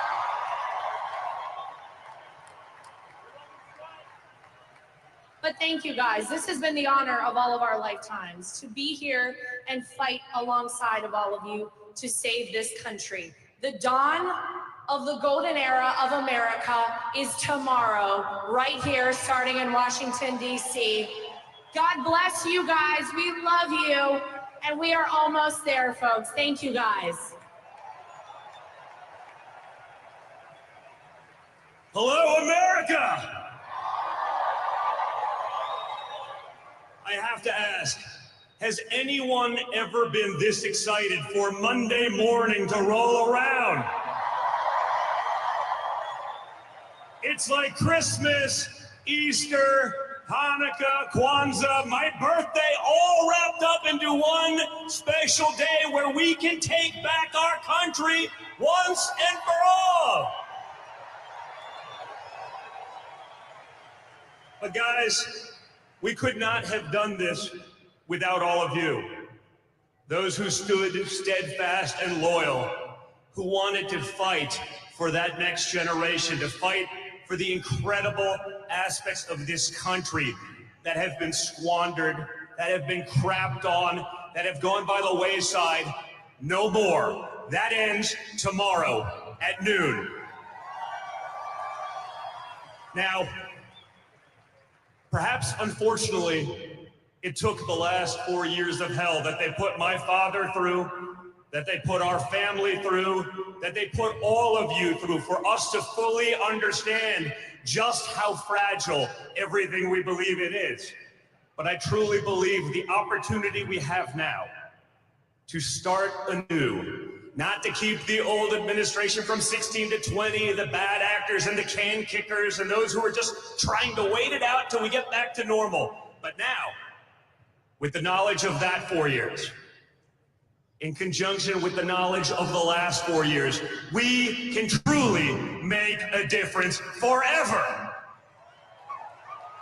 When you look at this cabinet, when you look at the fighters, you see people who truly all believe in the America First movement, and that's what this is about. Putting America first, putting our families first, putting the Constitution first, and putting our children first. So with that, I have to introduce a young lady, my oldest daughter, Kai. Pretty good, Kai, I don't know. With that kind of applause in the Trump family, it creates some problems. But she was with me.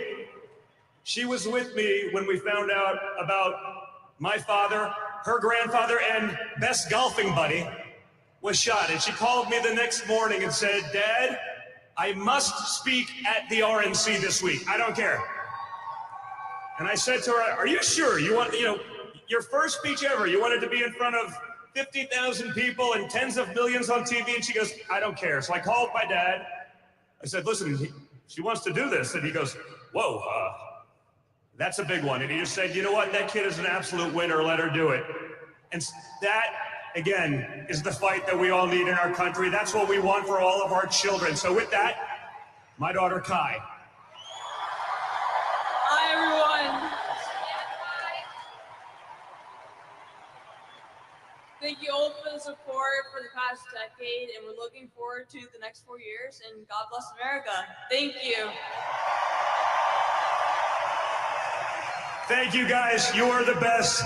No one will fight harder than my father for all of you. There is no more resilient man in the world than Donald Trump.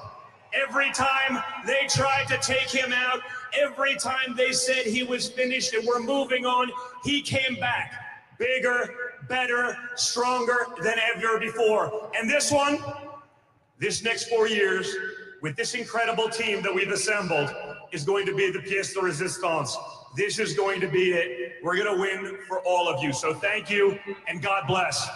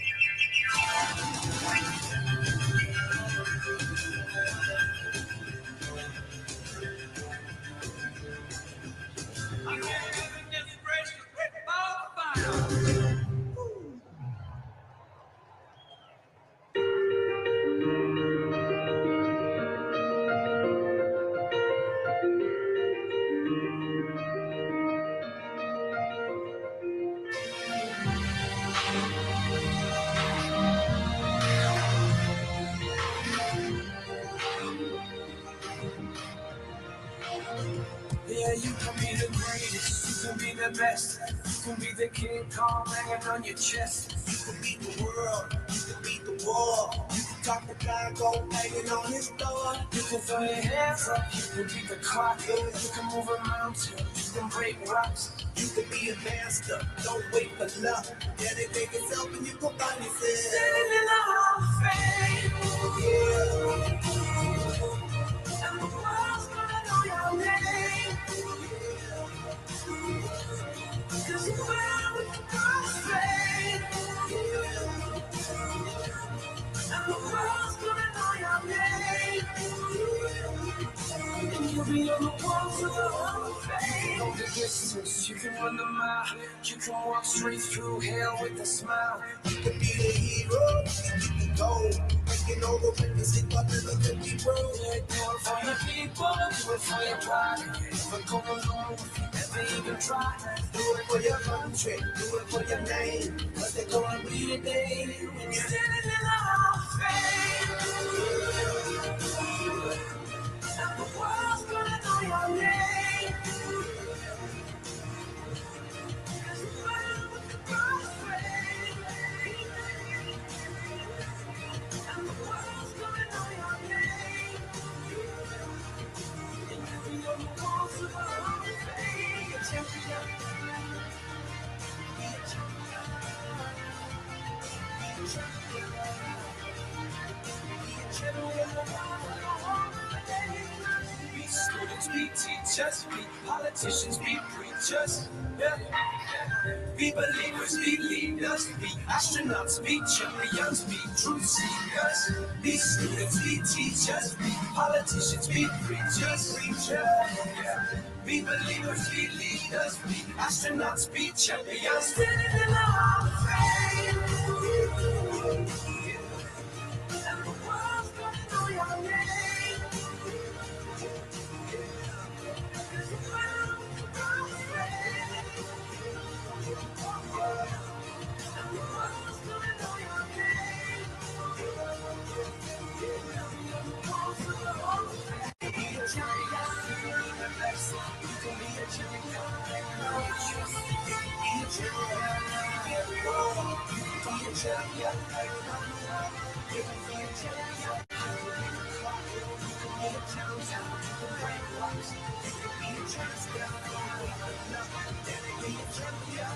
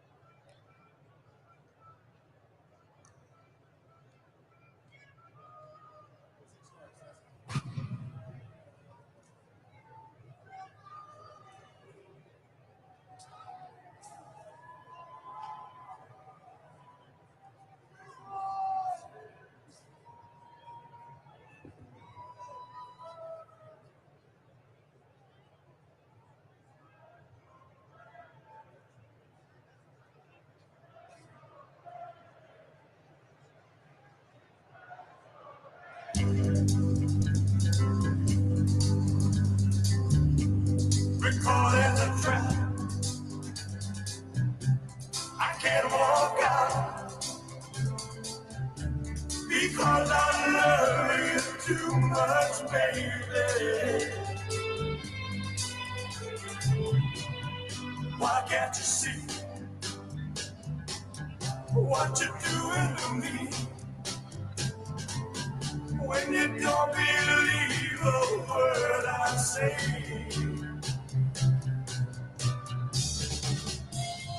We can go on together.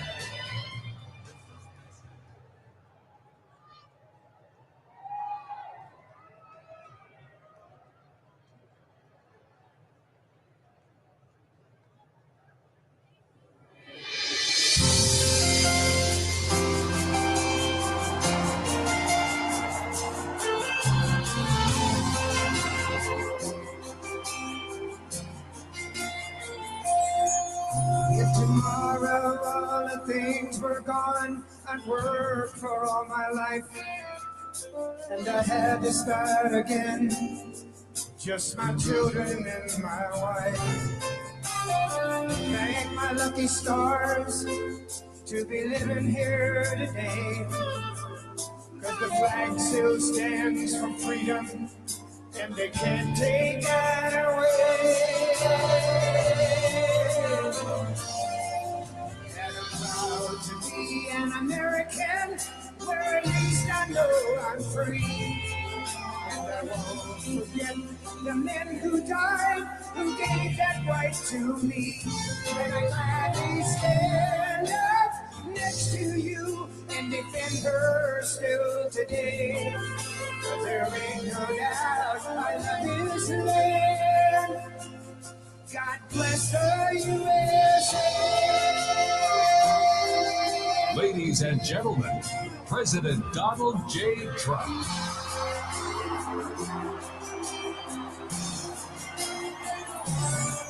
From the lakes of Minnesota to the hills of Tennessee, across the plains of Texas, from sea to shining sea, from Detroit down to Houston, and New York to L.A. There's pride in every American heart, and it's time we stand and say,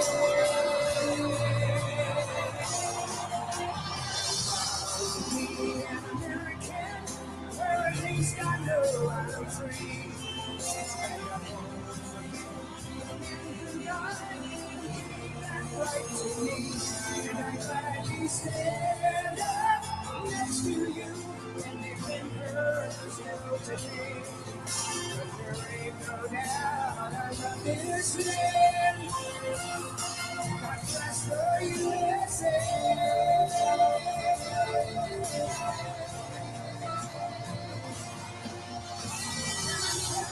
To be an American, where at least I know I'm free. And I won't forget the men who died, who gave that right to me. And I gladly stand up next to you and defend her still today. 'Cause there ain't no doubt I love this land. God bless the USA.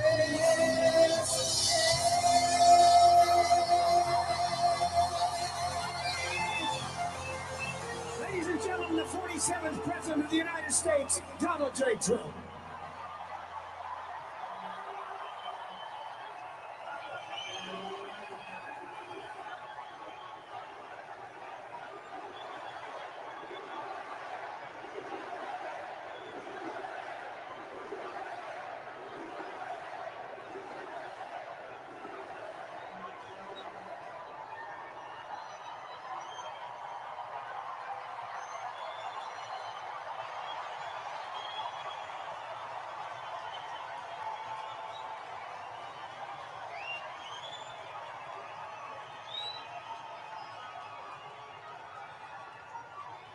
Well, thank you very much. Thank you. Thank you very much. We won. We won.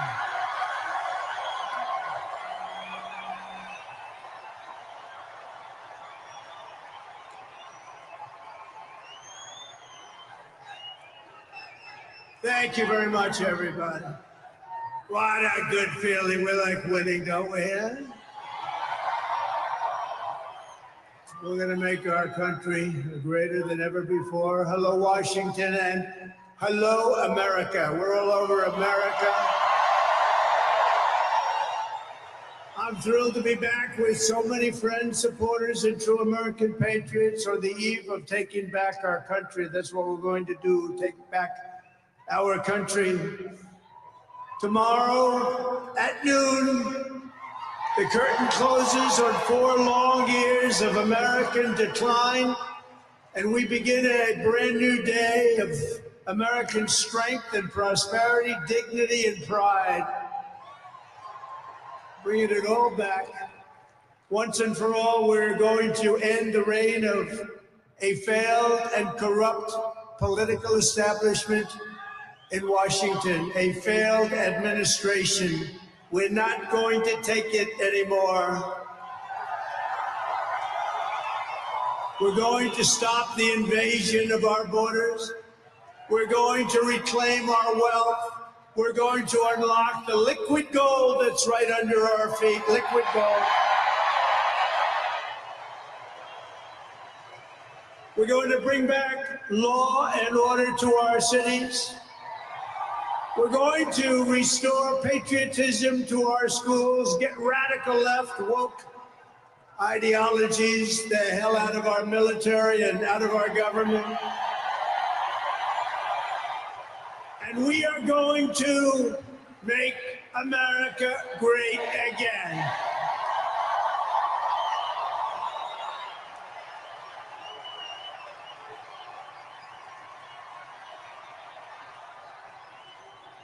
I want to thank the tens of thousands of incredible men and women who have come from all over the nation to take part in this very special moment. And I just heard in watching some of the coverage that there are rallies like this taking place all over the country. People are happy. People are happy. It's been a long time. None of this would have been possible without you and the millions of hardworking citizens who have joined our cause. You know, right over there, just noticed a group of beautiful ladies, beautiful women from North Carolina, right here too. I don't know how the hell they've been to 167 rallies, you believe? You think their husbands are happy about that? I don't know. But they look beautiful, they're incredible people, and they love our country. Thank you very much.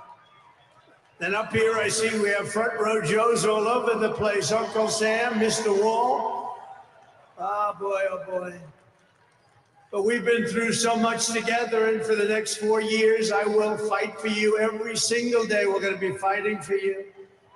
This is the greatest political movement in American history. And 75 days ago, we achieved the most epic political victory our country has ever seen. That's what they say. We won the popular vote for the first time of any Republican in many, many years. We swept all 7 swing states by big numbers. We won Pennsylvania, we won Georgia, we won North Carolina, we won Michigan, we won Wisconsin, we won Arizona, we won Nevada. We won them all by historic margins, and we won the great state of Florida by 13 points. Nobody's done that ever.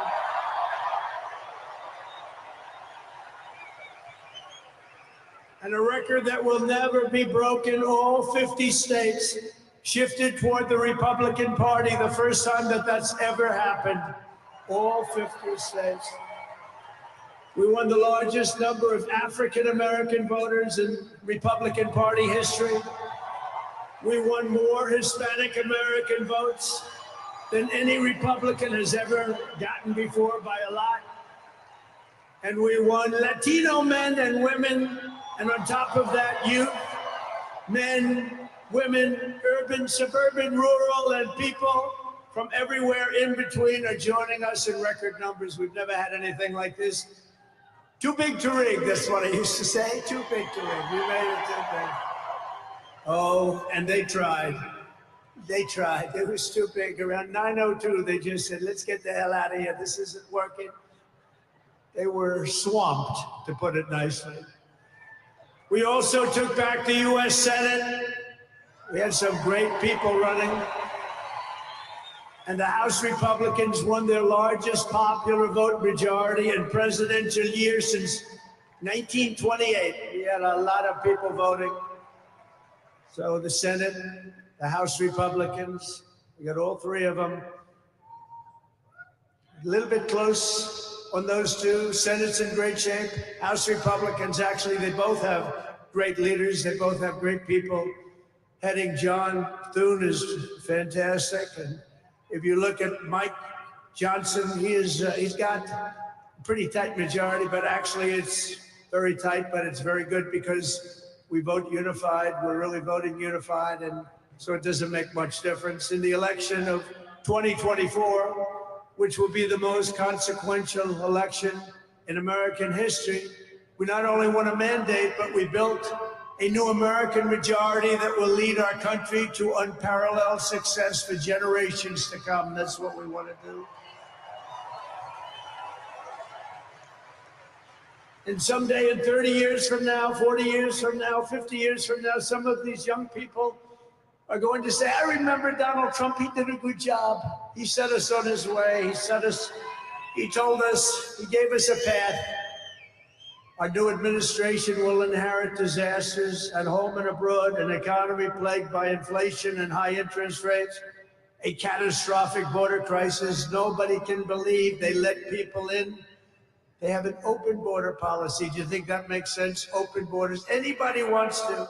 Jails, prisons, mental institutions, gangs being emptied right through that ugly open border. A government that cannot care for its citizens in a time of emergency.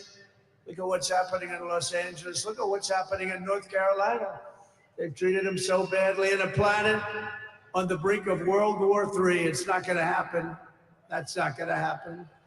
But starting tomorrow, I will act with historic speed and strength and fix every single crisis facing our country. We have to do it. We're not going to have a country now. Before even taking office, you are already seeing results that nobody expected to see. Everyone is calling it I don't want to say this, it's too braggadocious, but we'll say it anyway. The Trump effect.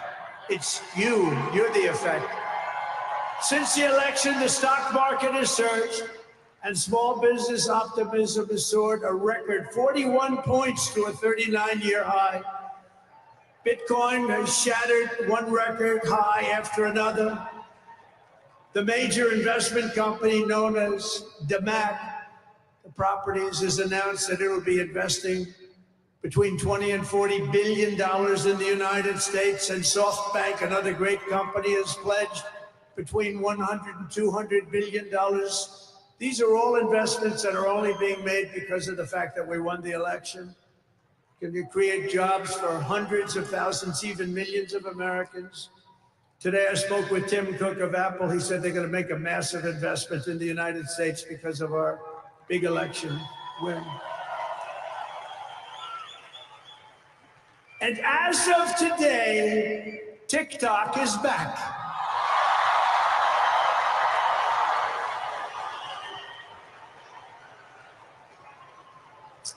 So, I did a little TikTok thing. We have a guy, TikTok Jack. He's a young kid, like 21 years old. And we hired this guy, and I went on TikTok. Can you believe what I'll do to win an election? And we went on TikTok, and Republicans have never won the young vote, the youth vote. They win a lot of votes, but they never won the youth vote. We won the youth vote by 36 points. So I like TikTok. I like it. I like it. I had a slightly good experience, wouldn't you say? Romney lost it by 40 points. Not so long ago, we won it by 36 points. That's a very big spread. But I said we need to save TikTok because we're talking about a tremendous... Who in this audience goes with TikTok. Many? Very popular. And frankly, we have no choice. We have to save it. A lot of jobs. We don't want to give our business to China. We don't want to give our business to other people. And I said, you know, TikTok without my approval, meaning the president's approval, because Congress gave the president the right to make a deal, do whatever he wants. And they did that a long time ago when they had a different president. They didn't know that I was going to be the president, I guess. So I said, very simply, a joint venture. So if TikTok is worth nothing, zero, without an approval, you know, if you don't approve, they're out of business, they're worth nothing. If you do approve, they're worth like $1 trillion. They're worth some crazy number. So I said, I'll approve, but let the United States of America own 50% of TikTok. I'm approving on behalf of the United States. So they'll have a partner, the United States, and they'll have a lot of bidders, and the United States will do what we call a joint venture. And there's no risk. We're not putting up any money. All we're doing is giving them the approval, without which they don't have anything. So I don't know. It sounds like that works. What do you think? Good? I think so. So whether you like TikTok or not, we're going to make a lot of money. Perhaps most beautiful of all, this week we achieved an epic ceasefire agreement as a first step toward lasting peace in the Middle East. And this agreement could only have happened as a result of our historic victory in November. That was some victory. Was that great? I don't even know which was greater, 2016 or this one. I think this one. Look, Honest Abe Lincoln. We have Honest Abe. We have Uncle Sam. You know, Uncle Sam shook my hand about 2 months ago. He's got the strongest grip I've ever. You are a strong man. I said, what the hell was that? But I'm glad to report that the first hostages have just been released.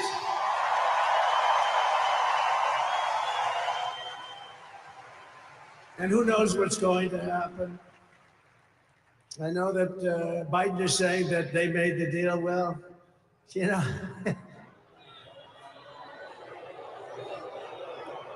I mean, that deal should have been, first of all, it would have never happened if I were president. Would have never happened. There was not even a thought of it. Iran was broke. They had no money for Hezbollah. They had no money for Hamas. They had no money. They were broke, totally broke, and they would have never done anything. But they did it, you know. I like to think back to the past. I said, if only the election weren't rigged, all the things that would have happened, that would have been so good, but it was. We're not going to let that happen again. I want to thank my friend Steve Witkoff, who I think is here. I know he made a beautiful speech. I heard he made a great speech. But he's an amazing guy. I said, I got to get myself a negotiator. We have to get a good negotiator. A lot of guys are knowledgeable, but they can't negotiate. They don't have the personality or whatever. And Steve does, and Steve's a great negotiator, very successful guy. But he's our new special envoy to the Middle East for helping reach this great breakthrough, and really couldn't have been done without Steve. Where is Steve Witkoff? Is he around here someplace? Because he was so great. There he is. Hello, Steve. Thank you, Steve. Thank you, Steve. What a job. Our incoming administration has achieved all of this in the Middle East in less than 3 months without being president. We've achieved more without being president than they've achieved in 4 years with being president. But just imagine all of the good things that we will accomplish together with 4 more years in the White House. And we're going to do a lot of things. You're going to see something tomorrow. You're going to see executive orders that are going to make you extremely happy. Lots of them. Lots of them. We have to set our country on the proper course. By the time the sun sets tomorrow evening, the invasion of our borders will have come to a halt, and all the illegal border trespassers will in some form or another be on their way back home. Think of it. We've allowed millions and millions of people into our country through open borders, no checks, no vetting, no anything. Millions and millions of people. And lots of those people are murderers. 52% of them killed more than one person. Other than that, they're quite fine. They're nice people. These are rough people. Remember, I used to say these people are rough. And they would say, no, no, these are illegal immigrants. They're very safe. I said, they're not safe. Look at what's happened with Venezuela, where they're sending these gangs in and they're taking over apartment complexes in Colorado and then cutting off the fingers of a man who had the nerve and desire to call the police. He said, you want to call the police? Bah, guess what? You have no fingers. These are rough people, and they're getting the hell out of our country. They're out. The border security measures I will outline in my inaugural address tomorrow will be the most aggressive, sweeping effort to restore our borders the world has ever seen. You know, we had the best, safest border in the history of our country. You remember that with the great chart that I put up. I don't even know if they have that chart now. Maybe they do. These guys are good. Maybe they do. Who the hell? I don't know. I didn't tell them I was going to do this. I didn't tell, but we have some very good people, but I didn't say, but we had a chart, and I looked to my right, and then they said, ooh, that was it. That hurt. What the hell was that? I still have that throbbing feeling in my ear. Oh, there it is. Look at it. These people are amazing. I didn't tell them I was doing that. That's fantastic. Yeah, it's all over the place. I love that. That is the most beautiful piece of paper I've ever seen in my life.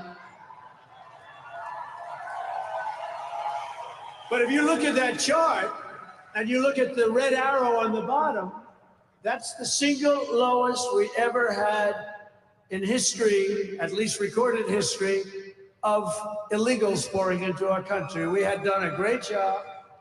And then they took over, and look what happened. It's like an Elon Musk rocket ship going up. That reminds me of Elon, his rocket ships.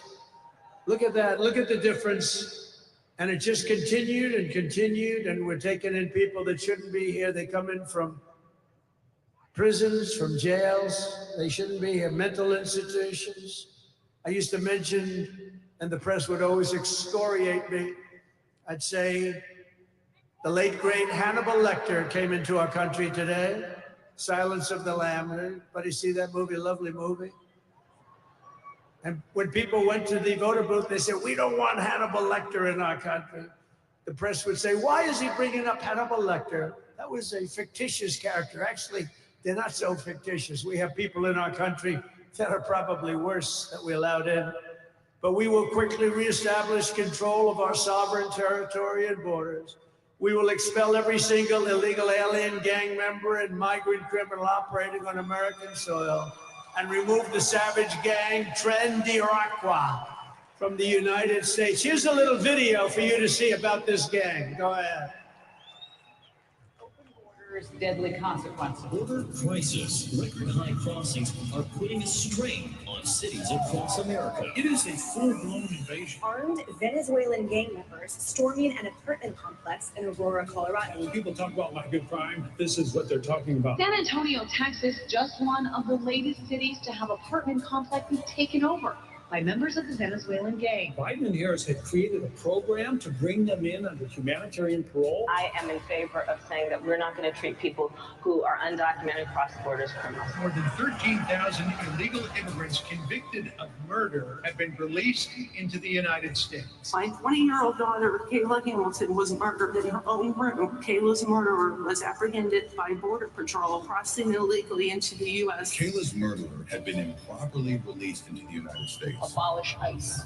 Yeah, we need to probably get that started from scratch. More than a dozen people suspected of being Tren de Aragua gang members right here in San Antonio. The gang members had been terrorizing the apartment complex. New details in the murder of Laken Riley. The illegal immigrant suspect who cops say committed the heinous murder is a Venezuelan national. And was paroled and released into the country by the Biden administration. If they'd all been properly vetted, that probably wouldn't have happened. 2 men investigators say are in the country illegally from Venezuela are charged with capital murder and the death of Jocelyn Nungaray. Martinez and Angel wrapped his arms around Jocelyn's neck, took off her pants, and climbed on top of her, later strangled Jocelyn to death, and then tied up her hands and feet. Court documents suggest a group of men arrested for beating and robbing a Dallas woman last month are members of a Venezuelan street gang. The men threatened to cut off her fingers if she did not cooperate. Manuel Hernandez was booked by Colleyville police just 2 days earlier and released the day before the robbery. A Peruvian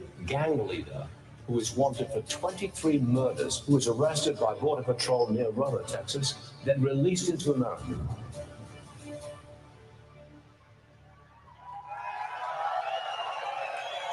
That's what we allowed in, and they're nice people compared to some of them. They're nicer than others. These are really vicious people, gang members, and many, many people from prisons. And crime all over the world is down. You know why? Because they got their criminals into the United States of America. You look at Venezuela, they've emptied their prisons into our country. Many other places the same. I would have done the same if I headed up any of the countries. I know most of those guys are smart. They're leaders. They are smart, streetwise people. As soon as I heard they were going to have open borders, I said, you do that, every prison all over the world is going to be emptied out into our country. They come in from the Congo. The Congo's big on emptying their prisons. The only thing good about it is they make our criminals look like really nice people. These people are vicious people all over the world, not just South America, all over the world they come. From mental institutions and from jails and prisons. With our actions tomorrow, my administration will deliver justice for every family whose loved one has been stolen from them by migrant crime, including Laken Riley, Rachel Morin, Jocelyn Nungari, Kayla Hamilton, and every other precious American soul that we have lost to these animals. Their memories will live in the hearts forever, in our hearts forever, and we will never, ever forget them. And their contribution, I told their mothers who were devastated, their parents, their fathers, they're devastated. They'll never be the same. They'll never be the same. But I said, your daughter has made a major contribution. Your son has made a major contribution. There are hundreds and even thousands of victims of this horrible atrocity. And you add those numbers to the numbers of crime that we already going through the roof, and it's something that you wouldn't even believe. Do you remember I did the debate, and I had David Muir from ABC saying, no, crime has gone down. I said, no, it's gone through the roof. Crime has gone through the roof, David. No, crime has gone down. I said, it's gone through the roof. And then he goes, I disagree with that. The next day they announced that crime was up like 40%. This guy is, the whole thing is it's so bad. You can't even imagine how anybody could be for these things. Think of it, open borders, prisons, and mental institutions, men playing in women's sports, transgender for everyone. Transgender. And very soon we'll begin the largest deportation operation in American history, larger even larger than President Dwight Eisenhower, who has the record right now. And we're going to end the Biden war on American energy and unleash our energy resources to quickly defeat inflation and achieve the lowest cost of energy and electricity on Earth. And we're going to be using our emergency powers to allow countries and entrepreneurs and people with a lot of money build big plants, AI plants. We need double the energy that we already have, and it's going to end up being more than that. And we're going to slash the regulations, environmental regulations that are really put in there in order to stop progress in this country. We're going to also slash something else, the waste in our bloated federal bureaucracy.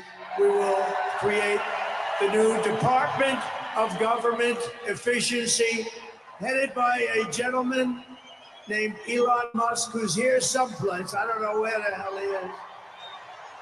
He's here someplace.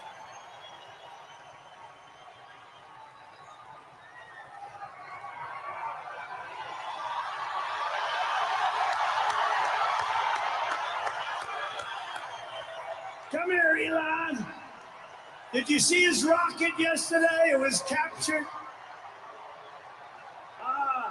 And X is with him. X. Come on,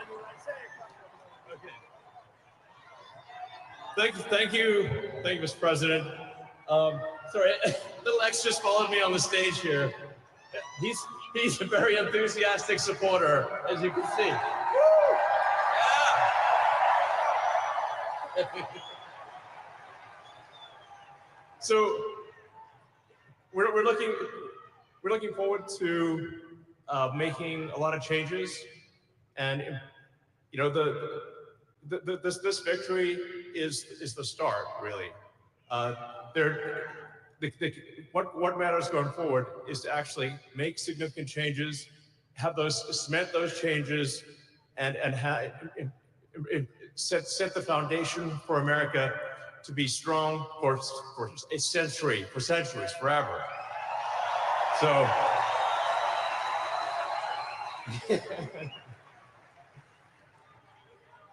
And make America great again. Yeah.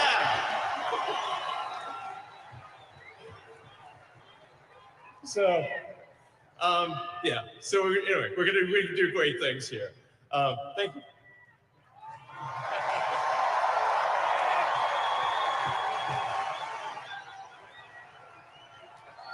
Thank you, Elon.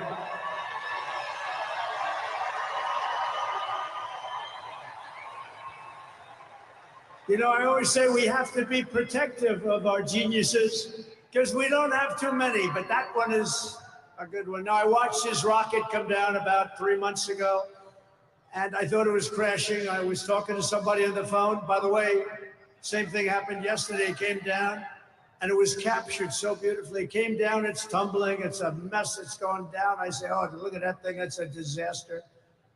And then it gets like a couple of miles away from Earth, and all of a sudden the engines start going on, the things start, and then I see it coming in and landing in the gantry, and I'm watching it and say, oh, it's gonna crash, oh, but those engines came out and they blew the fire all over the place. And all of a sudden those two big arms came and hugged it like you would hug your little baby. And that sucker landed, and nobody's been able to do that but him. And he's a great guy, and we have him and Vivek and some great people working on a thing called costs. And he's got the credibility to do it too. We're gonna do things that are really amazing. But he went out to Pennsylvania after that. He landed that rocket nobody had ever seen. By the way, China can't do it, Russia can't do it, or come close. It would be 10 years before they can do it. And the US can't do it except for him. And it's pretty amazing. But he did that. And then he journeyed to Pennsylvania, where he spent like a month and a half campaigning for me in Pennsylvania. And he's a popular guy, and he was very effective. And he knows those computers better than anybody, all those computers, those vote counting computers. And we ended up winning Pennsylvania like in a landslide. So it was pretty good. It was pretty good. So thank you to Elon. And his son's name, who's cute as a button, his son's name is X. He's the only guy who could get away with the name X, but his son is a great guy. One thing we know, his son is smart. If you believe in the racehorse theory, he's got a nice, smart son. But thank you very much to Elon and everybody. We've had so much help. Every radical and foolish executive order of the Biden administration will be repealed within hours of when I take the oath of office. Oh, you're going to have a lot of fun watching television tomorrow. Somebody said yesterday, sir, don't sign so many in one day. Let's do it over a period of weeks. I said, like hell, we're going to do it over weeks. We're going to sign them at the beginning.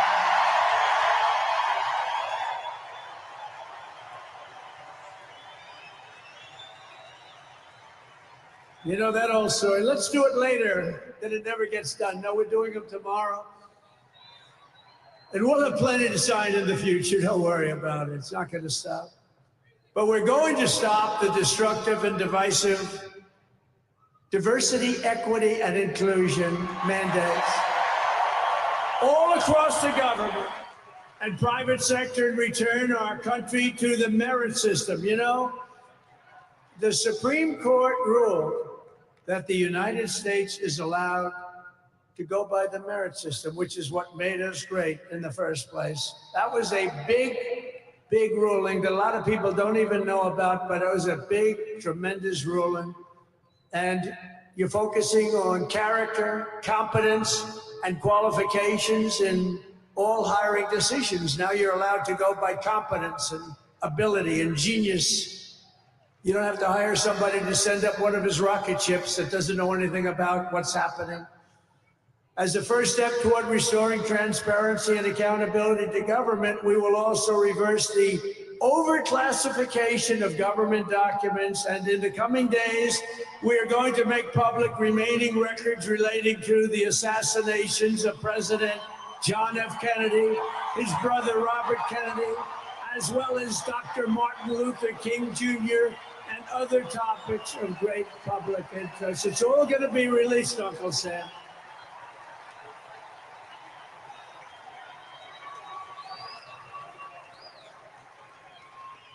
And I will direct our military to begin construction of the great Iron Dome missile defense shield, which will all be made in the USA. And we will get wokeness the hell out of our military immediately and make it like it used to be. Take a look at this.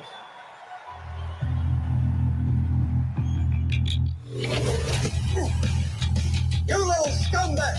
I got your name! I got your ass! You will not laugh! You will not cry!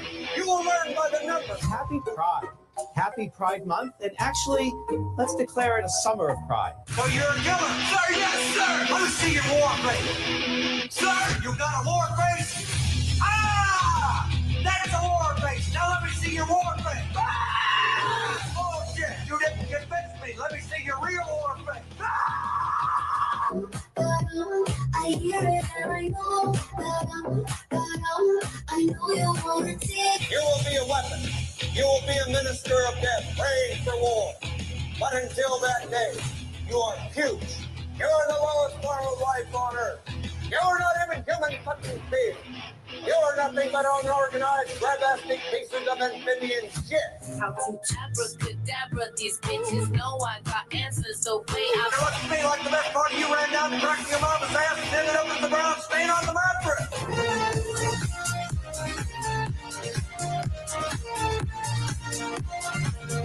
I love working for Uncle Sam.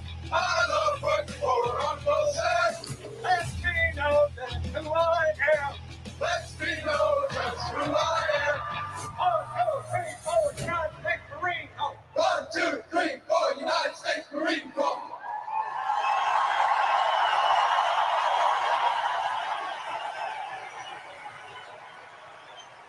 Thank you. So we won 2 world wars with that.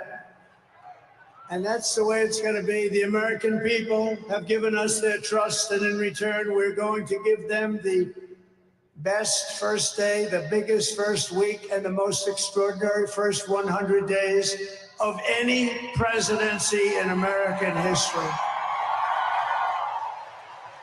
To implement this historic agenda, I've assembled an all-star cabinet of patriots and visionaries and reformers who will fight for America, and together we will win, win, win for America.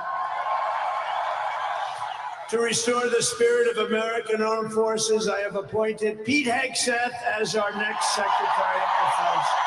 Where's Pete? Where's Pete? Pete's here someplace. Where is he? Good job, Pete. They like you, Pete. Thanks, Pete. They like him. To bring back integrity to our intelligence community, Tulsi Gabbard will be our next Director of National Intelligence.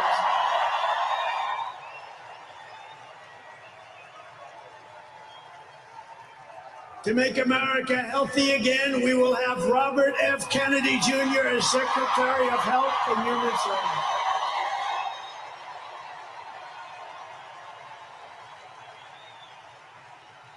to end the weaponization of our government and restore the impartial rule of law. Oh, this is so important. She's so incredible. Pam Bondi will be an outstanding Attorney General. She's going to do an incredible job. She will do an incredible job, and she's working with another person who's going to be unbelievable at the FBI, Kash Patel.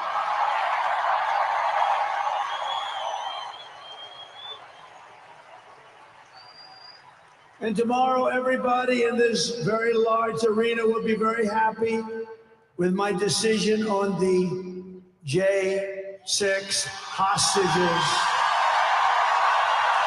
Very happy. I think you'll be very, very happy. I would say about 99.9% in this beautiful arena. And by the way, I want to thank the owners of this arena. They are great. They're up here someplace in one of those beautiful boxes. And their team is doing very well. And Ovechkin is a great player, right? But I want to thank Ted and all of the owners for allowing this to take place. It was really great. And thank you. It's a hell of an operation. Great place. Fantastic arena. Thank you, Ted. Thank you, everybody. At Homeland Security, we will have a tough leader in Kristi Noem, and we will have an outstanding Secretary of Transportation in Sean Duffy, Congressman Sean Duffy. Great people. And we're going to win so much that Governor Burgum of the Interior, you know Governor Burgum, one of the best governors in the country, is in charge of Department of the Interior, and the hottest man anywhere in the world for energy. When I announced him, people couldn't believe it. You didn't hear of him, but if you're in the energy business, he's considered the absolute best. Mr. Chris Wright of the Energy Department. He's going to head up the Energy Department. He's the hottest guy, and there is anybody in the energy business. They said, I can't believe you got Chris Wright. And a man named Marco Rubio is going to be our great future Secretary of State. And Howard Lutnick, a tremendous success on Wall Street, is going to be our Secretary of Commerce. They have to go through these drills, but they're going to. And I want to thank the Republican senators. They've been doing great. And John Thune has been doing a great job in moving the process along quickly. We're going to have a lot of them hopefully approved very quickly. And a very special woman, Linda McMahon, is going to be our future Secretary of Education, which we're going to be giving back to the states. Let the state run education.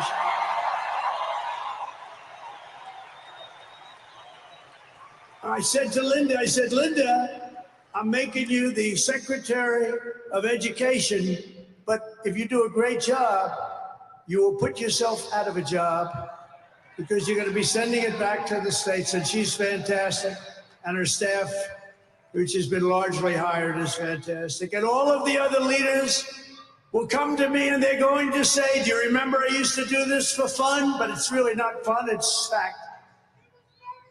Because we have to do some of best of, right? But they're going to come and say to me, sir, we're winning too much, sir. We can't take it anymore. We have to stop winning, sir. We can't do it. We're not used to winning in our country. And each one of them is going to say, every single one, sir, please, please, you're destroying our country. We're winning too much. Our country isn't prepared for this. They're not used to winning, sir. And I'll say, no, Linda and everybody, we're not going to stop winning. The people of our country want us to keep on winning, and we're going to go win like never, ever before. And that's what we're going to do. We're going to be doing it, Uncle Sam. Uncle Sam is having a heart attack down here. Look at him. Uncle Sam is going wild. And they think I pay for these people. I have no idea who he is. All I know is he does. And there's Abe Lincoln. Thank you, honest Abe. I have no idea. I swear, I have no idea who the hell he is. But he looks like Abe. He's probably a little bit shorter in all fairness. Abe was 6'6". He's a little bit shorter. He's about a foot shorter. Other than that, he's perfect. Thank you, Abe.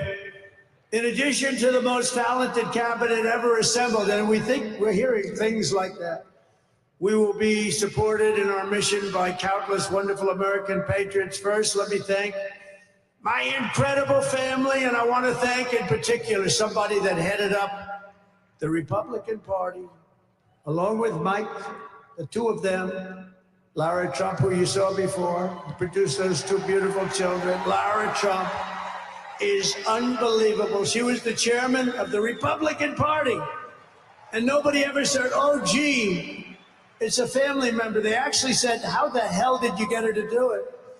And she did a phenomenal job. We had a minimum of cheating. We watched them like, oh, where is Lara? Where the hell is she? But she did some job. See, she wants to be nice and quiet. She's here someplace. Thank you, Lara. Thank you very much, hon. She's phenomenal. The job she did, and her son was up. Didn't they do a beautiful job? The son and the daughter. How many young kids know that one? They don't know that one. But her husband is somebody I'm very proud of. He's doing a great job. He's been subpoenaed more than any human being in history, I believe. Every day he'd get a subpoena from Congress on something, oh, bullshit. But he'd get a subpoena. He's got a PhD in subpoenas. But he did a fantastic job. And Don, you know all about Don, how he did. He's great. He's very popular, too. He knows a lot about guns, I want to tell you that. We had, by the way, I have to tell you, we had great support from every gun group, including the NRA, which really worked hard. And Ivanka and Jared are here, and Tiffany and Michael are here, and Barron and my 10 incredible grandchildren, and another one coming through Tiffany. And of course, I want to thank our next Vice President of the United States, J.D. Vance. Wherever he may be, there's a lot of people. Wherever the hell he is, he's here someplace. It's a lot of people. It's a little tough when you say, where is he? You know, you got a lot of people in here. But J.D. Vance has been extraordinary. And he's got an unbelievable wife, the Second Lady of the United States, Usha Vance. So Usha, thank you very much. Beautiful couple, great people. We're also pleased to be joined tonight by Hulk Hogan, the Hulkster. The Hulkster. One thing, it's not hard to find him. All he has to do is stand up and you say, there he is. But he's great. And Kid Rock, wow, Kid Rock is a friend of mine. He's a friend of mine for a long, long time. He did that thing on Budweiser. Budweiser will never be the same when he did the gun with a MAGA hat. That was the commercial that everybody saw. Also with us tonight is a great actor, tremendously talented guy, Jon Voight, who's great and a friend of mine. And Sylvester Stallone is here. Great guy. And you know, I got Mel Gibson, Sylvester Stallone, and Jon Voight to become ambassadors to Hollywood, California, to put it back on track. So they're all ambassadors. You have to refer to them as ambassador, Mr. Ambassador. And a man who's got an army of young people, Charlie Kirk, is here. And I want to thank Charlie. Charlie is fantastic. I mean, this guy, don't believe the stuff when you hear the kids are liberal. They're not liberal. Maybe they used to be, but they're not anymore. You got to see how many people are for us. And I want to thank Megyn Kelly. She's been terrific. She's been really good. And Billy Ray Cyrus. And Lee Greenwood, wow, has he been something. What a song and what a man.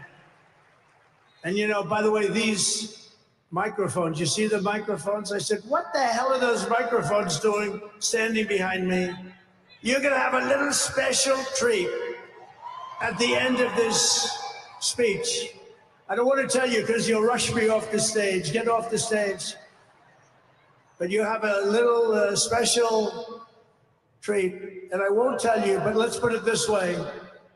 It's the people that 30 years ago had a hot song, never hit #1, hit #5. But 30 years later, it hit #1 week after week. And they're here to sing.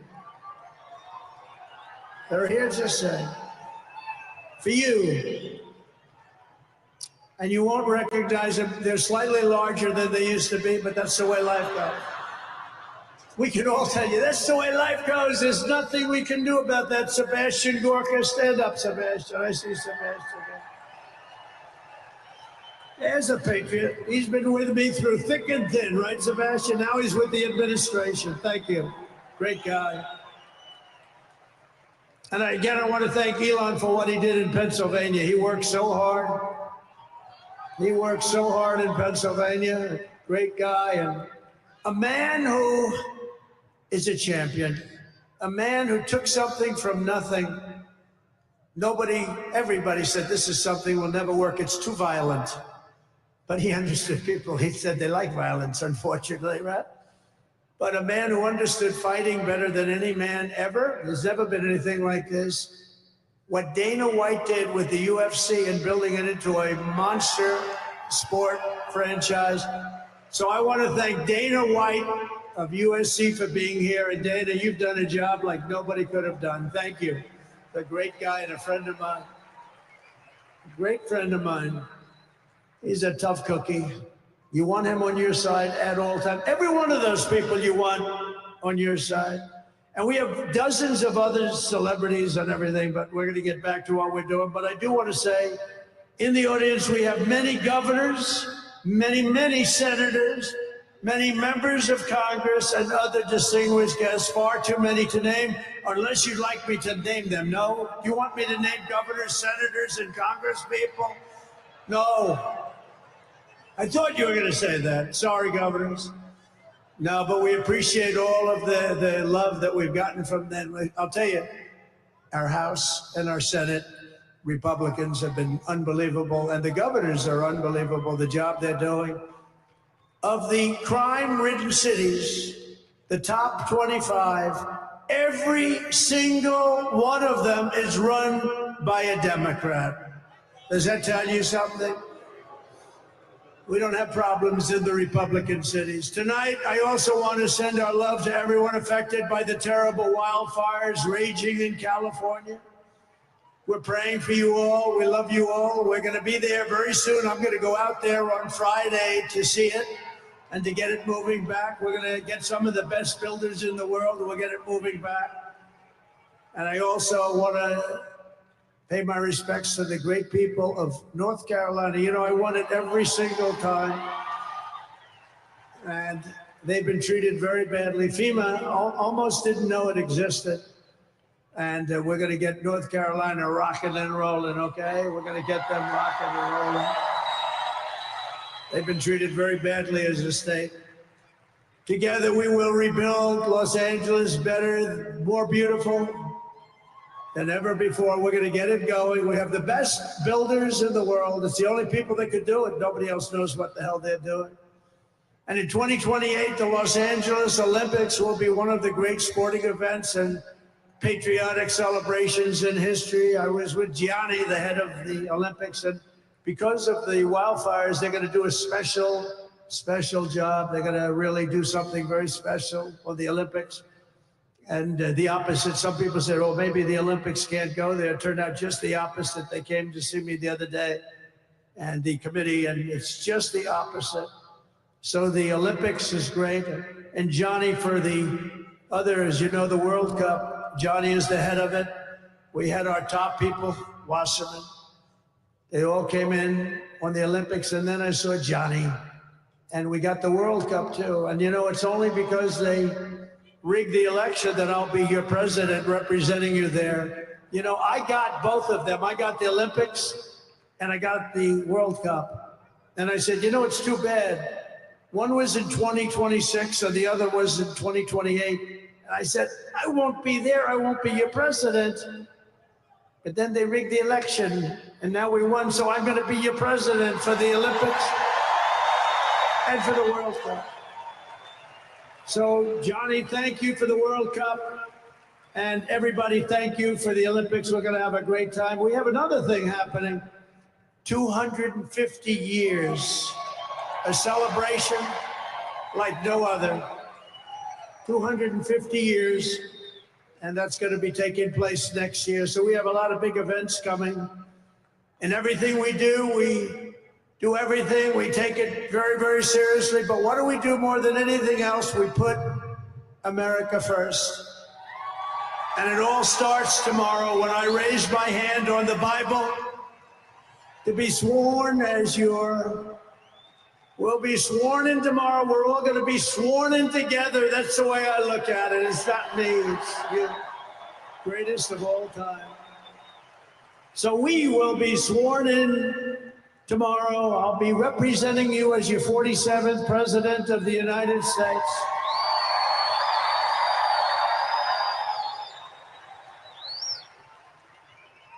And just in conclusion, together, we're going to cut your taxes, end inflation, slash your prices, getting them back down, raise your wages, and bring thousands of factories back to the USA, right where they belong. And that'll be done through tariffs and smart policy. We will build American, we will buy American, and we will hire American. I will end the war in Ukraine. I will stop the chaos in the Middle East, and I will prevent World War III from happening. And you have no idea how close we are. We will crush violent crime in our cities and give our police the support, protection, resources, and respect they so dearly deserve. We will strengthen and modernize our military again. We did it. We rebuilt our entire military. And then they gave billions and billions of dollars of it to, you remember, to the Taliban. They gave it to the Taliban. They gave our military equipment, a big chunk of it, to the enemy. Do you know that we pay billions of dollars a year? Do you know this? Does anyone know this? To Afghanistan? Do you know that? And I say, if we're going to pay billions of dollars a year, tell them we're not going to give them the money unless they give back our military equipment that these poor, stupid people allowed for them to have. So we'll give them a couple of bucks. We want the military equipment back. We will rebuild our once great cities, including our capital in Washington, D.C., making them safe, clean, and beautiful again. And we want to make this city again safe. We don't want people coming to Washington and getting mugged, shot, killed. We're going to stop it. Law enforcement, and they have very good police here, but they have to be allowed to do their job. We're going to stop it. We're going to beautify it. We're going to make it the most beautiful capital in the world. We will teach our children to love our country, to honor our history, and to always respect our great American flag. And we will get critical race theory and transgender insanity the hell out of our schools.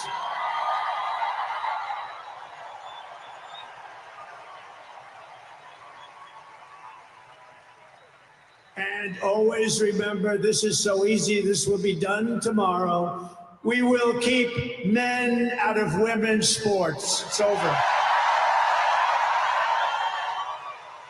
I will defend religious liberty. I will restore free speech, and I will defend the right to keep and bear arms. We're going to defend that. After years of building up foreign nations, defending foreign borders, and protecting foreign lands, we are finally going to build up our country, defend our borders, and protect our citizens. And we will stop illegal immigration once and for all. We will not be invaded. We will not be occupied. We will not be overrun. We will not be conquered. We will be a free and proud nation once again, and that will take place tomorrow at 12 o'clock.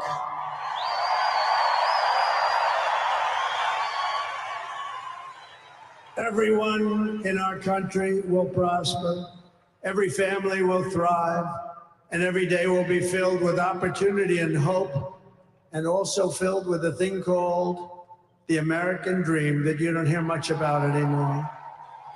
For the past 9 years, you and I fought side by side against the most sinister and corrupt forces on earth. And in our magnificent victory on November 5th, you showed them once and for all that this nation does not belong to them. This nation belongs to you.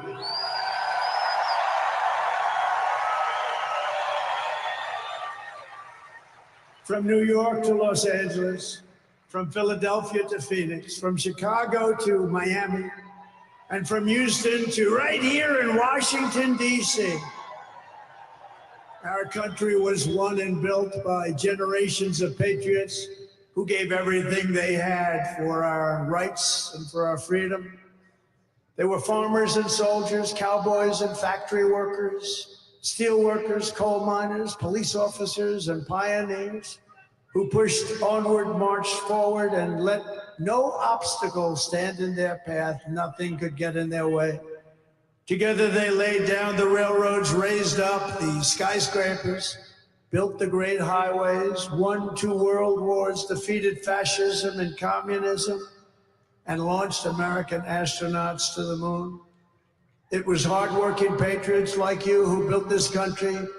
And 75 days ago on November 5th, it was hardworking patriots like you who saved our country. You saved our country. Now, after all we have been through together, we stand on the verge of the 4 greatest years in American history. With your help, we will restore America's promise and we will rebuild the nation that we all love so much. We are one people, one family, and one glorious nation under God. We will never give in. We will never give up. We will never back down, and we will never, ever, ever, ever surrender. We will fight, fight, fight, and we will win, win, win. And together, we will make America powerful again. We will make America wealthy again. We will make America healthy again. We will make America strong again. We will make America proud again. We will make America safe again. And we will make America great again. Thank you very much. Thank you very much. What a great victory for everybody. Thank you, America. Thank you very much. Thank you.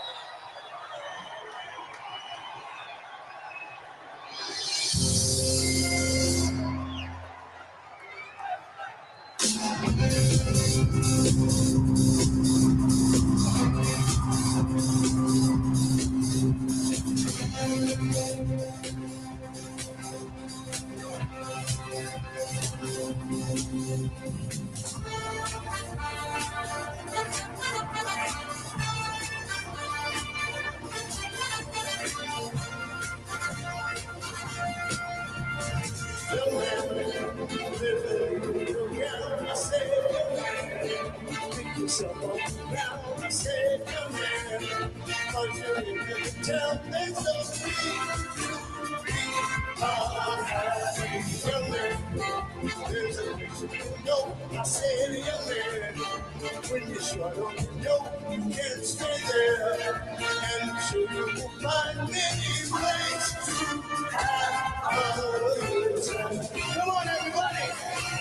It's fun to stay at the party. See it. It's fun to stay at the party. See it. They have everything for you to love. You can hang out with all the boys. Fun to stay at the party. See it. Fun to stay at the party. See it. You can get yourself in. Have a good meal. You let the Lord got me. Young man, are you listening to me? I said, young man, what do you want to be? Young man, you can make your dreams, but you got to know this one thing, young man. You're all by yourself. Say, young man, put your back on the shelf. Just go there to the YMCA, up to the stage. All right, everybody. It's fun to stay at the. It's fun to stay at the. They have everything for your friends with God. You can hang out with all the boys. Fun to stay at the. Fun to stay at the YMCA. You can get yourself in. Have a good day. Know what you like to be. Young man, I was hunting your shoes. I said I was down there. So I felt down there. Yeah, I was alive. I felt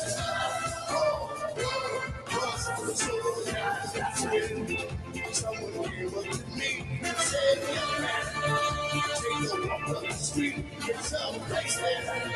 Call the YMCA, they can start you back on your way. Everybody, it's fun to stay at the. It's fun to stay at the. They have everything for the picture. You can find out all the it's fun to stay at the. Young man, just the way you do now. Young man, someone's